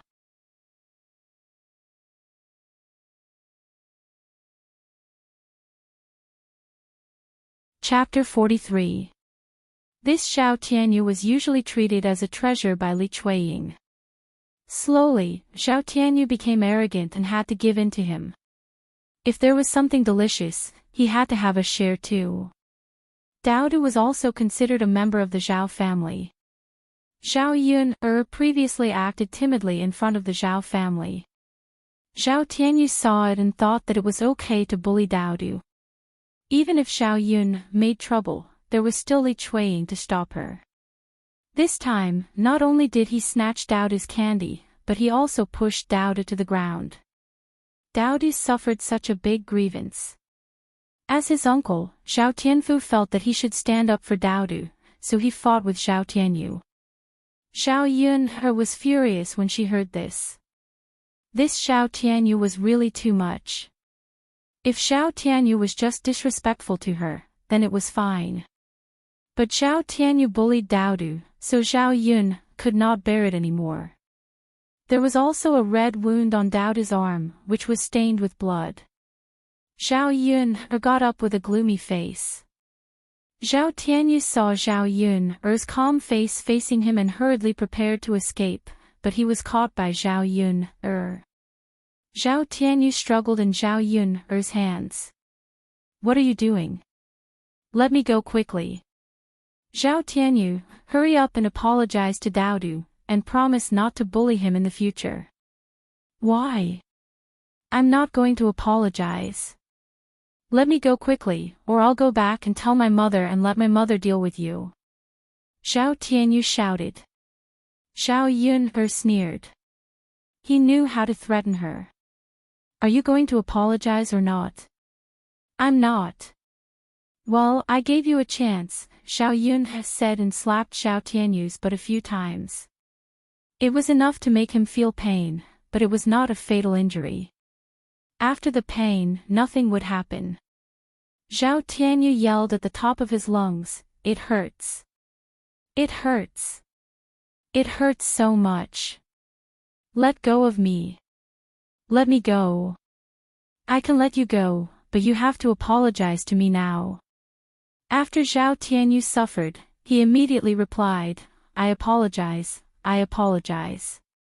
Quickly let me go." Zhao Yun loosened her grip, but Zhao Tianyu quickly ran away.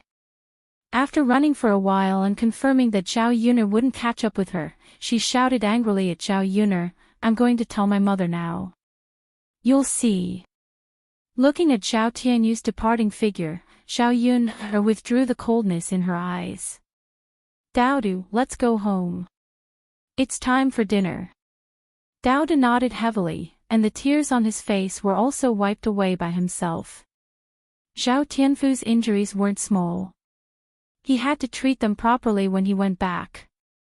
When he turned around and saw Zhao Tianfu, he found that Zhao Tianfu was looking at him with admiration. "Second sister, you were so powerful just now." Zhao Tianfu simply regarded Zhao Yun as his hero. He had never seen Zhao Tianyu being taught a lesson by anyone. His parents had taught him that he had to give in to Zhao Tianyu, but sometimes, the child was not convinced. "You mean second sister will deal with Zhao Tianyu?" "Yes. With his appearance, it's only right to deal with him. If he bullies you and Daodu again, tell second sister. Second sister will teach him a lesson." "Okay, second sister. Let's go back first." "Okay." You're tuning into the LoveLore Library YouTube channel. We're so grateful for your support, and don't forget to subscribe to join us on this incredible journey through captivating stories. Your generosity through donations truly makes a world of difference, as it's the primary source of revenue that allows me to expand and enhance this channel for you. Thank you from the bottom of my heart for being a part of this adventure.